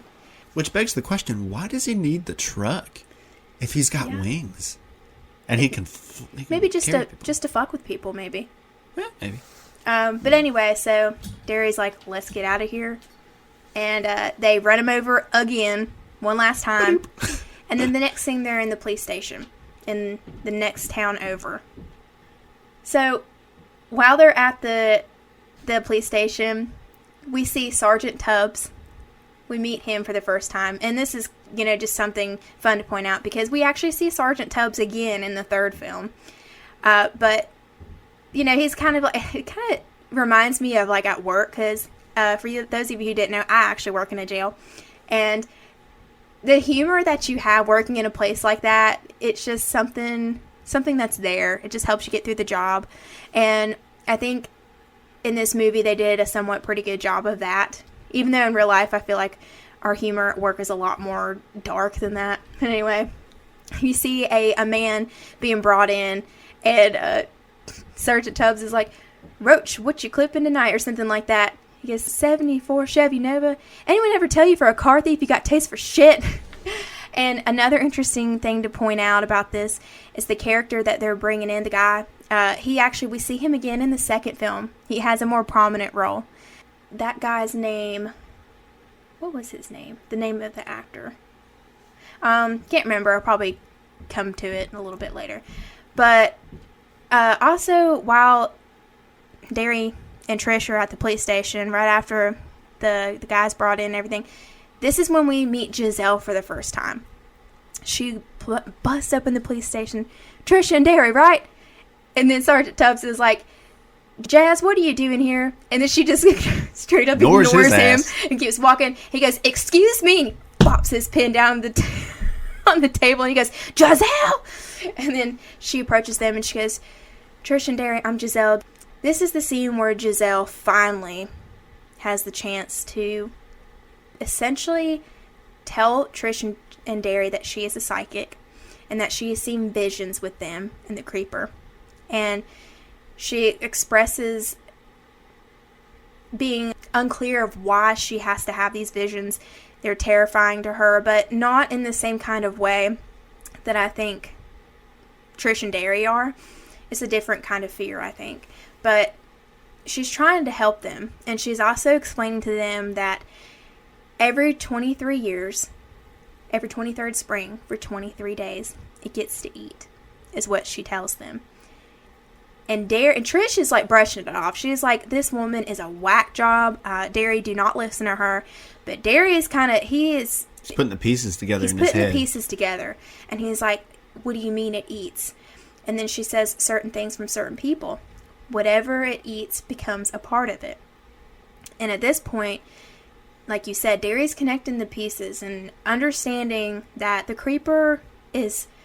we don't know what the creeper is, but it's not human, and it's a thing that exists, and it eats people. Whatever body part it needs from somebody to survive, he eats from people.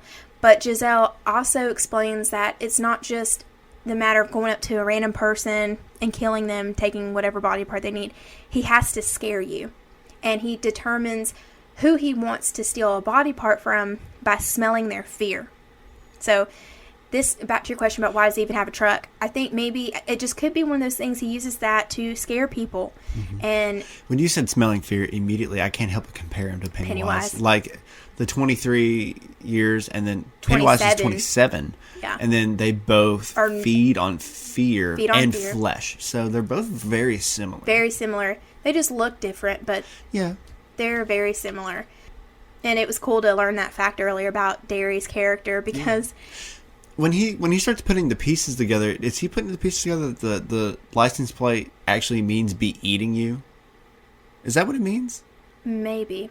I can't remember. Isn't that what the license plate means? Be eating you? Oh, that's what it really does mean. But as far as Derry trying to understand it, do you think he understands it then? I don't know. But I think he might. If not at this moment, it's got to be like right after this scene. But yeah, I think it's around here that he really is starting to connect the dots. How did the creeper get that license plate? I don't know. That's another funny point. I have no idea. Out of his 23 days, is he really going to go to someplace and get like a specific light? The DMV, you got to wait there a long time. He doesn't have time. I know. So maybe he just made it himself. He must have. He had to have. But anyway, then Giselle starts to... police officer Sergeant Tubbs can see that Trish is starting to get really irritated. And so he goes over to get Giselle and he's starting to drag her away. And he's like, Giselle, I swear I'll lock you up, Giselle. I'll lock you up. And then she's like getting like frantic because as she's being pulled away because she's trying to help them. And she starts singing that song again. Creepers. She's like, I heard that song playing in the dark somewhere while one of y'all was screaming the last scream that you'll ever scream. And then all of a sudden the lights go off. Ooh. Yeah. And let me just back up and say that while Giselle is talking to Derry and Trish, there's another scene, like you can hear her still talking to them, but the camera shows the truck, the creeper's truck pull up to the police station. And you're thinking, how the hell is this thing still alive? Like, they ran it down and killed it. But he hops out of the car, and you could tell he's like... He's fucked up. He is. It's so funny the way he walks. He's like limping side to side walking, but he's going as fast as he can. So, you know that he's at the police station. Giselle's still trying to explain to them what she saw. And then the lights go off. So, Sergeant Tubbs then is like, okay, well, we'll put you in a holding area. And Giselle's like, no, he finds you in here hiding in a room. I got to get you out of here. So as the police are trying to respond to the power outage, there's also a scene where we see an officer doing a count. I think it's down, maybe. I don't know. In the movie, they have it kind of designed. I think the inmates are housed down. Anyway, the next scene is just, oh, God, it's terrifying. But the officer's doing his rounds. Again, this is more of like the police humor. He's shining the lights on the inmates, and he goes, hey there, lower bunk. Let me see some skin. Show me some skin. And then you see one inmate just flip him off. He's like, that is special. I love you too. But as he's going down the line counting the inmates, he starts to see that the inmates are like just petrified. They're just like breathing really heavy and staring at him, not making a word. And then he's kind of like, what the heck? Then he goes to look, and then that's when he sees the bars of the next cell just ripped wide open. And this officer approaches the creeper in the middle of eating another inmate. There's actually a goof in this scene where you can see the zipper on the costume next to the creeper's, I think it's his left wing. So it's only for a second. You have to really be looking. But that is a technical goof. You can see the zipper from the costume. But anyway. It's creepy to me is when he's eating him. Like, he's not just eating him. He's, like, viciously, like ripping him apart. Yeah, that's another thing that's so eerie about this scene. The sound effects that the creeper makes when he's eating this inmate. Like, it's a crunchy, kind of wet, gulping. The way he's, like, moving the inmate around while he's, like, trying to rip something out. Oh, yeah, he was trying to, like, you know how if you eat a really tough piece of meat, like, you might have to jerk your head a little bit? The creeper's doing that violently because you can see the inmate's body just shaking. Like he's having he's dead, but, like, he's ripping him. Yeah, like ripping him to shreds. And then again, just the way that he is so loud, it's like a crunching kind of... Like, I cannot stand it when people smack when they eat. I think that is so obnoxious. And I know most of the time people cannot help, like they just don't know that they do it. But that is kind of what, when he's eating, that's kind of what it sounds like. So it's very creepy. So anyway, the officer, Taylor makes a good point. The officer is like right up on the creeper, like right there. And he shoots at the creeper and somehow misses. Like, he's like 2 feet away, dude. Come on. You can't miss. Yeah. So then obviously the creeper is like does that head jerk again. And then you can just see like the drool and the blood coming off him. And then he does this slow stand where his claws are showing, and it's just so creepy. And this is also, I think, the first scene where we see the creeper without any kind of clothes on. Yeah. He's naked. So he stands up, and the officer screams. And then in the next scene, you see Sergeant Tubbs again trying to get a hold of Trish and Derry. And then we hear on the police radio, up top, I got $11.99, which, by the way, I don't think is a real code. But you can hear the officer say on the radio, the son of a bitch Ramirez, he's hurt bad. Son of a bitch tried to take a bite out of him. And Sergeant Tubbs is like, dude, what? And then you can hear fire shots in the background. And then next thing you know, you hear the officer saying, he's heading up to you, copy. So then all the police officers on this floor all kind of band together. And fun fact for you, Jonathan Breck has a cameo during this scene. He's seen, I think, more towards the right in the middle, but he's the bald guy. He plays as a police officer, but that's really the guy underneath the creeper costume. Yep. And so one of the officers approaches the stairwell where they were told that whatever it was attacking them is on its way to. So the officer approaches it, obviously doesn't hear or see anything.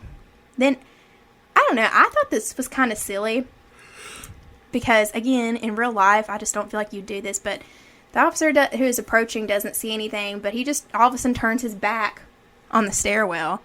And then when he does this, all of a sudden, out from the top, the creeper just comes down from the ceiling or wherever. And just punches a hole right in his chest. He like, eats perfect his heart circle, out too. From the back. Yeah.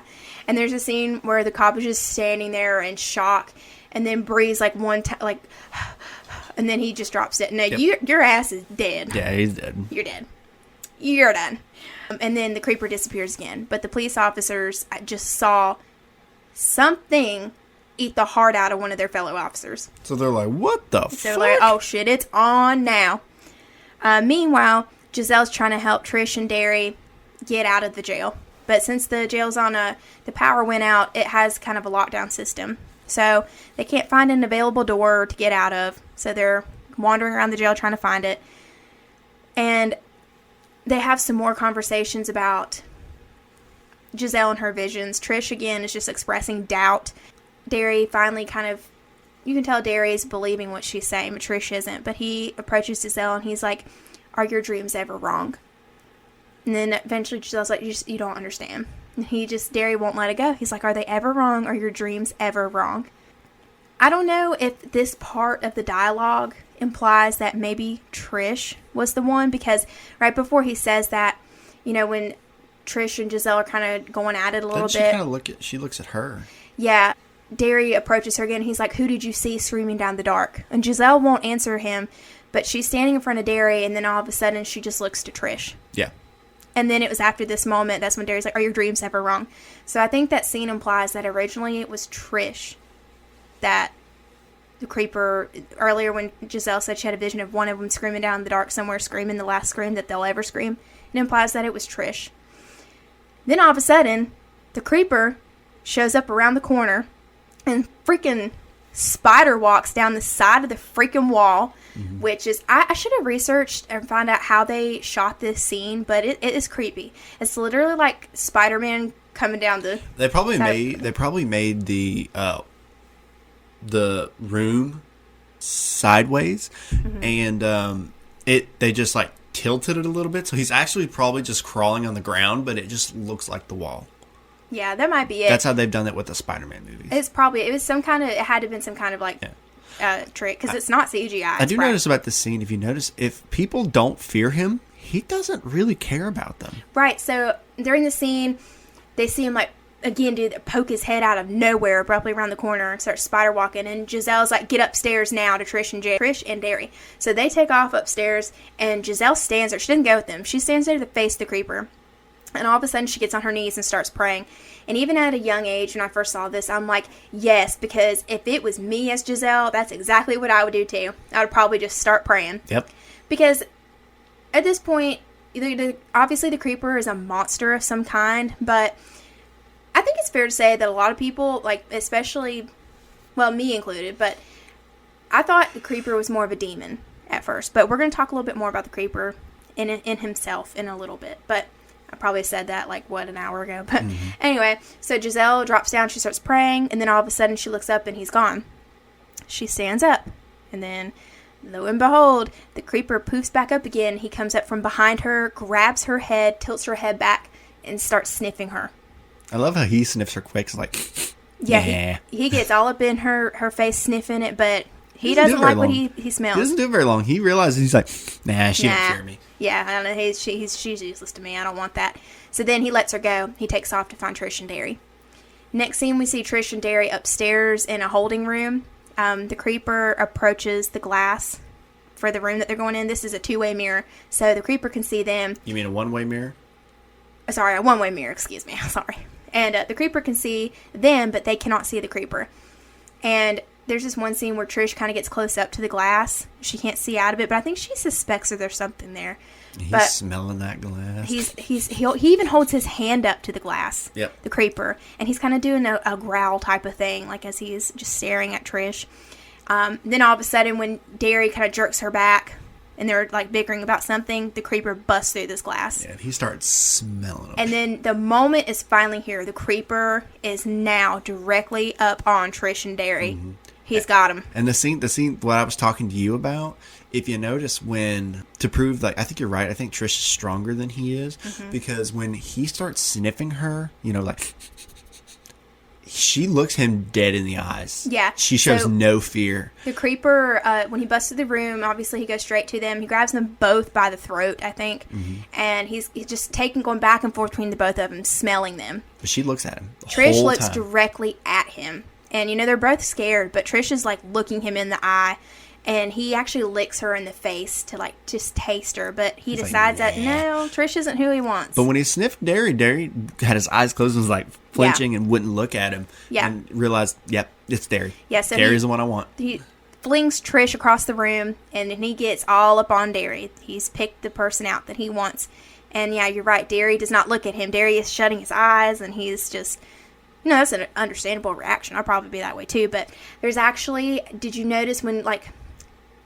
Derry is closing his eyes, the creeper, when he's sniffing him, he keeps closing in on his eyes. Do you notice that? Mm-hmm. Like his teeth at one point are like right up on his eyes. You got pretty eyes, boy. And then it's at this moment that the cops have got their full SWAT cabal. Oh, they got ARs. They are ready to go. They are ready to go. They got the... See, earlier they had pistols. Yeah. Now they're ready to go. Now they got the headgear, the body gear. Like, they're going after this thing. So... The cops and all their gear shoot out another window, and they come into the room. The creeper grabs Derry by the neck and kind of holds him like a chokehold by the neck. You know what I'm talking about? Yeah. Like, yeah. You're standing behind the person, and you've got him held by the neck with your arm. Yeah. And the creeper just stands there, and you can see the lights shine on the creeper. So now we saw the creeper earlier pretty good, but now we've got lights shining on the creeper too. So all the details can be lit up even more. Mm-hmm. And I think one of the first things that it's fair to say you can notice about the creeper is how blue his eyes are.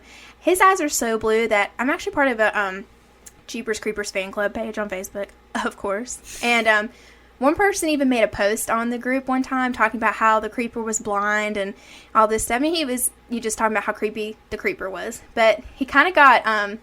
I don't know if attacked is the right word, but everyone was like, no, he's not blind. He's not blind. His eyes are just really blue. And that person was like, oh, I didn't realize that. But that's how blue the creeper's eyes are. And you can just see in more detail. Are his eyes blue? Because remember, what he takes from people's body parts they're not his. And he uses them for what he needs. You can make the argument that those aren't his eyes. Those are the last person's eyes that he took, because we learned, but they're blue, which we'll get to in a minute. But we've probably said that I don't know how many times. But the point is, at this point in time, the creeper's eyes are very blue. You can also just see more in detail, like how much of a monster this thing is. And then there's even a part where the officer, Sergeant Tubbs, is like, "What in the holy name of God?" And I just like to point out too that all the events that have happened in this movie are just, if this happened in real life, like, you would be like, are you making this shit up? Like, are you freaking kidding me right now? What is it going to be next? This is, like, I think the ultimate FU. If you were in a police station, I don't know about you, but if I had the events that happened in this movie happen to me, and I finally got to a police station, I would feel safe. I would relax, be like, oh, thank God, I'm finally safe. No. The creeper says, screw that. You're not safe from anybody or anything. I'm coming after you. I've smelled something I liked, and I am coming for you. The creeper is being put on spotlight, and it's at this scene too where I think he gets maybe agitated. I don't know if he's does it out of agitation or because he's just trying to scare people. But the creeper, next thing we know, we saw the wings burst out of him earlier. Now we see he's got like some sort of wing thing on his head. Yeah, like you can just see the spikes come out of it. We did miss one thing. He's got another part to his nose. That's in the second movie. Oh, it's not. Oh, it is. You can see it in the first movie though. You could see it right there. I don't remember seeing it in the first. Yeah, it's there. I promise. Yeah. Well, I think what Taylor's talking about, the creeper, it really makes sure you know it in the second film. But he has an extra part on his nose that helps him smell the fear in people. Mm-hmm. But I promise it's there because we just watched it and I saw it. Yeah. The creeper growls like right before he lets these wings on his around his face come out. It was like a squeal. It was like squealing like after that was accurate. Like as soon as the wings on his head are out, it's what it reminds me of? Like a peacock. You know how the peacock, like, they look normal, and then when they let their ginormous feathers out, like it's supposed to be a deterrent in nature. I was thinking like a boss fight in a video game, like, you've seen my other forms. This is my final, most powerful form, bitch. You are looking at me at my most like powerful. the ultimate. And he squeals like, all right, this is me. Yeah. This is who I am. It was the ultimate, and Taylor kind of did a pretty good job, better than what I could do, of his squeal. It sounds like a pig squealing at first, and then it turns into like this weird guttural, like. It's so weird. I found out that the growls are a combination of Jonathan Brett doing a low and rough growl, adding an odd inhaling kind of sound, and a hyena to give the growl a hyena to give it that squeak quality. So it's a combination of all three. But I was thinking pig. Didn't know that was a hyena. Well, either way, even if you haven't seen this movie and haven't heard the growl or shriek or cry that he does, you can probably just imagine from this description. It just sounds odd. Definitely odd. But it's very creepy, very scary. Trish tells the creeper to let Derry go. Because she knows, like, he picked her. Yeah, he picked Derry. Yeah, like, it's obvious that the creeper wants Derry. And Trish, being typical fearless Tish, sorry Tish. guys.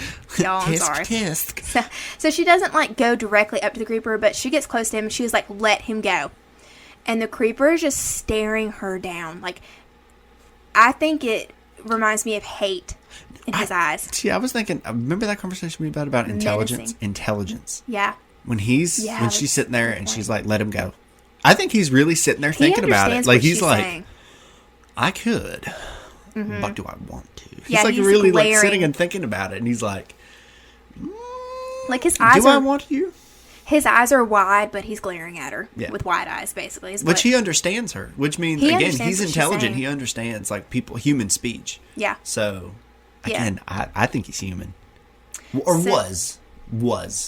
So Trish is telling him to let Derry go. The creeper is just not buying it. He's staring at her with these razor sharp teeth exposed and the wings on the side of his head.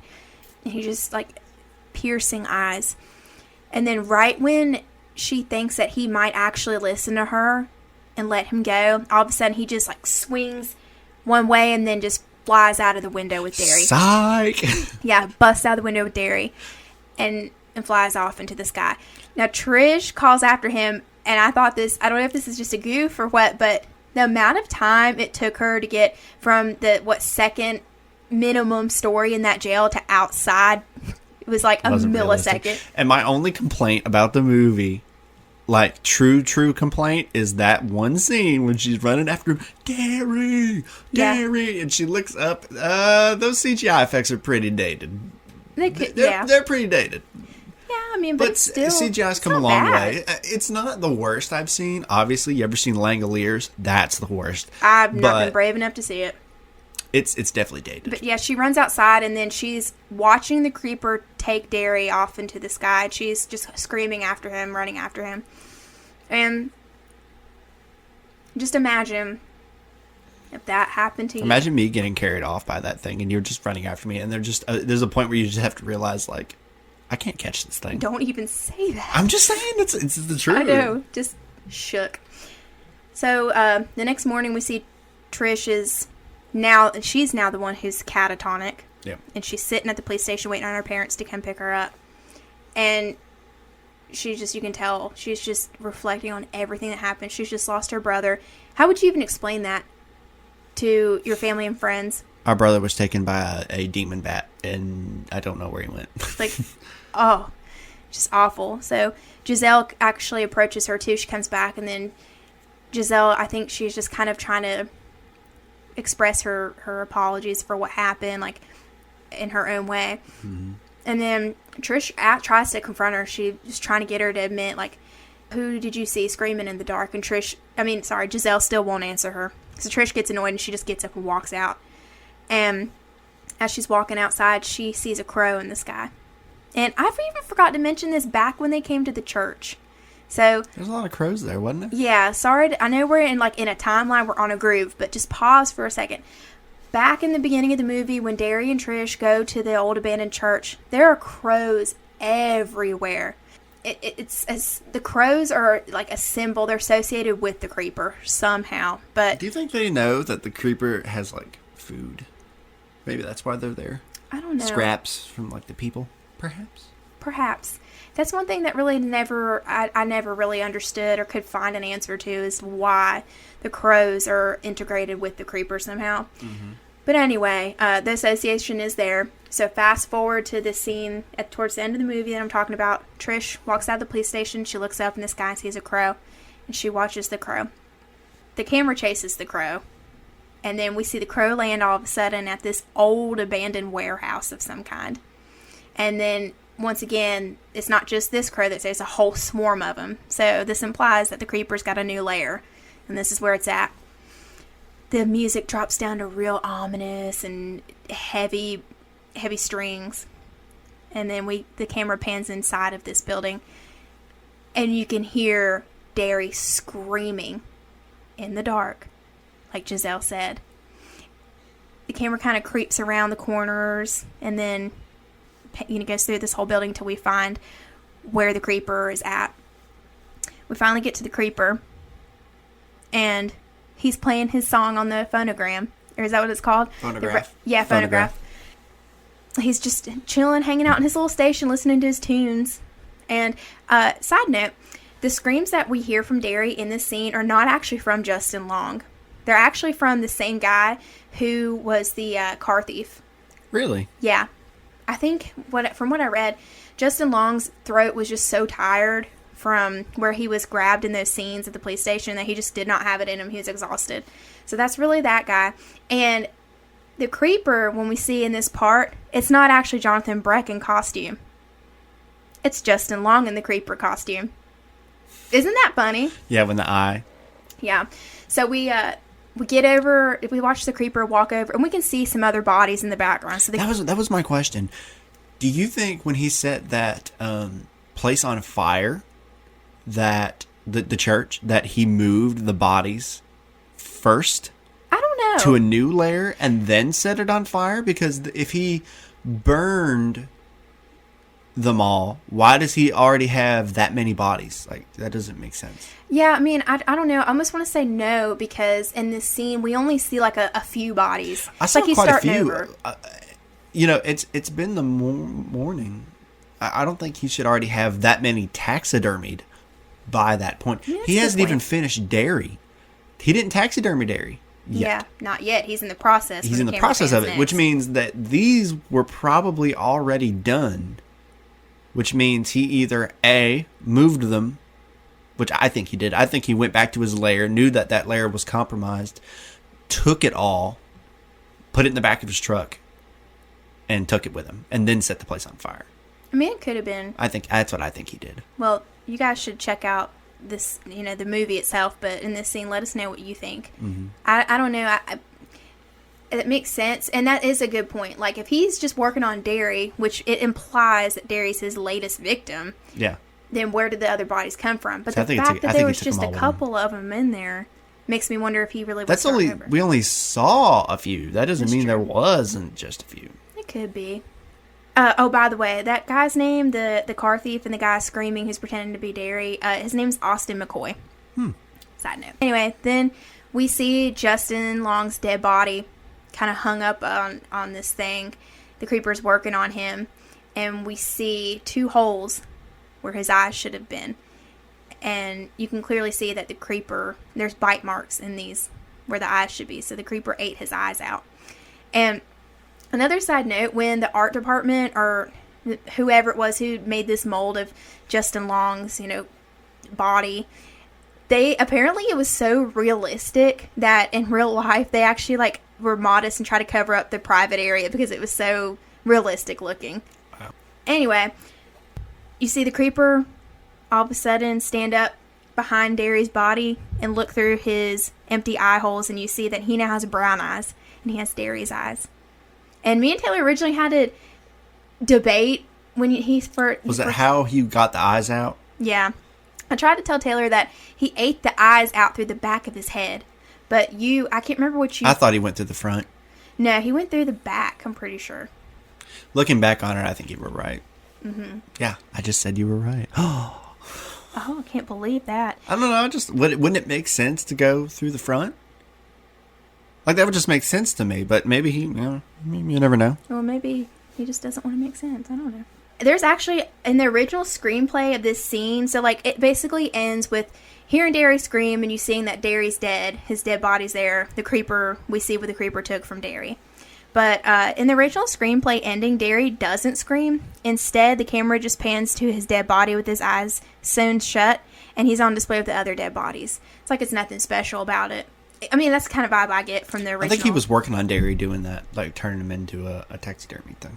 Yeah, he was finishing up with it. I think he was finished eating him first, and then he was going to be like, all right, well, time to keep this one. Time to sew it up. Yep.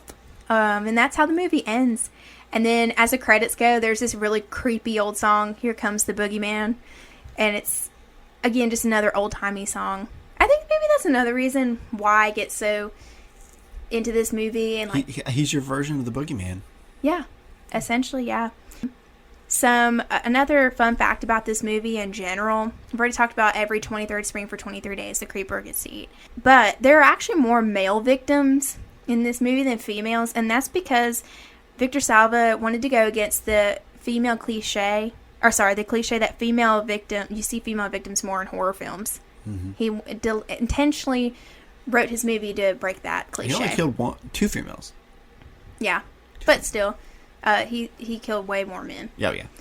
And that essentially was, my God, at this point, you probably should have just watched the movie. It probably would have been as long, but... I also like at the end of the credits, after the credits roll, it's like a sunset, and the creeper's truck drives by, and you hear the... Yeah, the creeper truck drives by, and you can hear the horn blast. But yeah, that's Jeepers Creepers. Jeepers Creepers.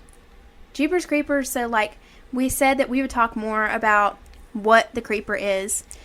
There's no like concrete evidence of what he is. I think it's just mostly fan theories, isn't it? There's different fan theories, but really we start to get more revealed when we get to the second film.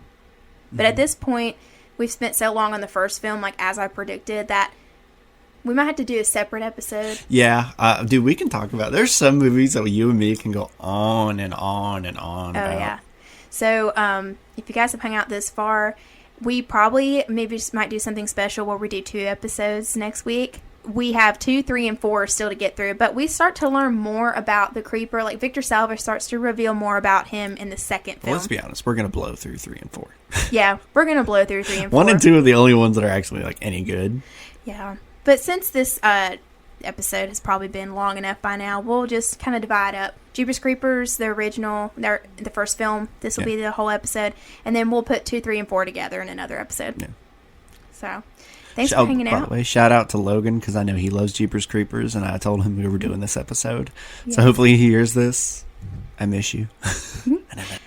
When I went to the 2018 Carolina Fear Fest, I got to actually see and get inside the creeper truck.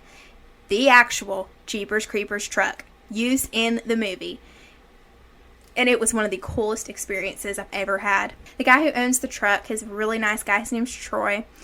He has such a passion for it. He's a Jeepers Creepers fan like I am, like hopefully to the core. Some of you guys are. He's just a really nice guy. He's a great person. He takes care of this truck, and one of the other admirable things about it, he takes the truck to cons. So other people have the opportunity to see the truck, get in the truck. And Troy actually even dresses up as the creeper too. And we're not talking about just like a cheap Amazon costume. Like this is a custom-made costume, nice, complete with a special set of teeth and everything. Like it's really awesome. I bet those teeth have to be uncomfortable. Oh, you know they have to be. But that's just like that's his passion, though. But he does it though. He wears it almost every time at the cons. We did some pictures, of course, because when you go and see the truck, if you you can get inside the truck and get pictures. There's a fee for it, but all the money he makes goes directly back into the truck. So I bet it's a lot for to maintenance and restoration. Yeah, I bet it's a lot to maintain it. Oh yeah, because this is such an old truck that surely. But I mean, it is actually drivable. Yeah. Obviously, he doesn't drive it to these different cons, but I have seen videos where he has driven it though. So he really takes care of this truck. So if you ever decide to go see him and you pay to have your pictures done and get inside the truck yourself, it's going directly back to the truck. Yep. Troy's not a greedy person. He really has a passion for this stuff. He's such a nice guy. He is. But he used our pictures and from 2018, and I'm so blessed. It makes me feel really special that he uses our pictures for posters and things like that, for his cons and advertising and things like that. And I was allowed to officially have the title of Creeper Cover Girl. So that's, if any of you have seen my TikToks and I make that reference, that is exactly what I'm talking about. So we hope you enjoyed Weird Side Podcast episode of Jeepers Creepers. We will have another episode of 2, 3, and 4 together for you guys. Yep. And yeah. And if anybody has any ideas for episodes that you would like us to cover, please email us. Please feel free to email us or find our TikToks and email us or text us some ideas. We'd love to hear some. We're just kind of going what we want to do right now, but eventually we'd like to, hear what other people would like to say. So please give us a shout if you have any ideas of stuff you want us to cover. Yeah, you can email us at williamsweirsidepodcast@gmail.com.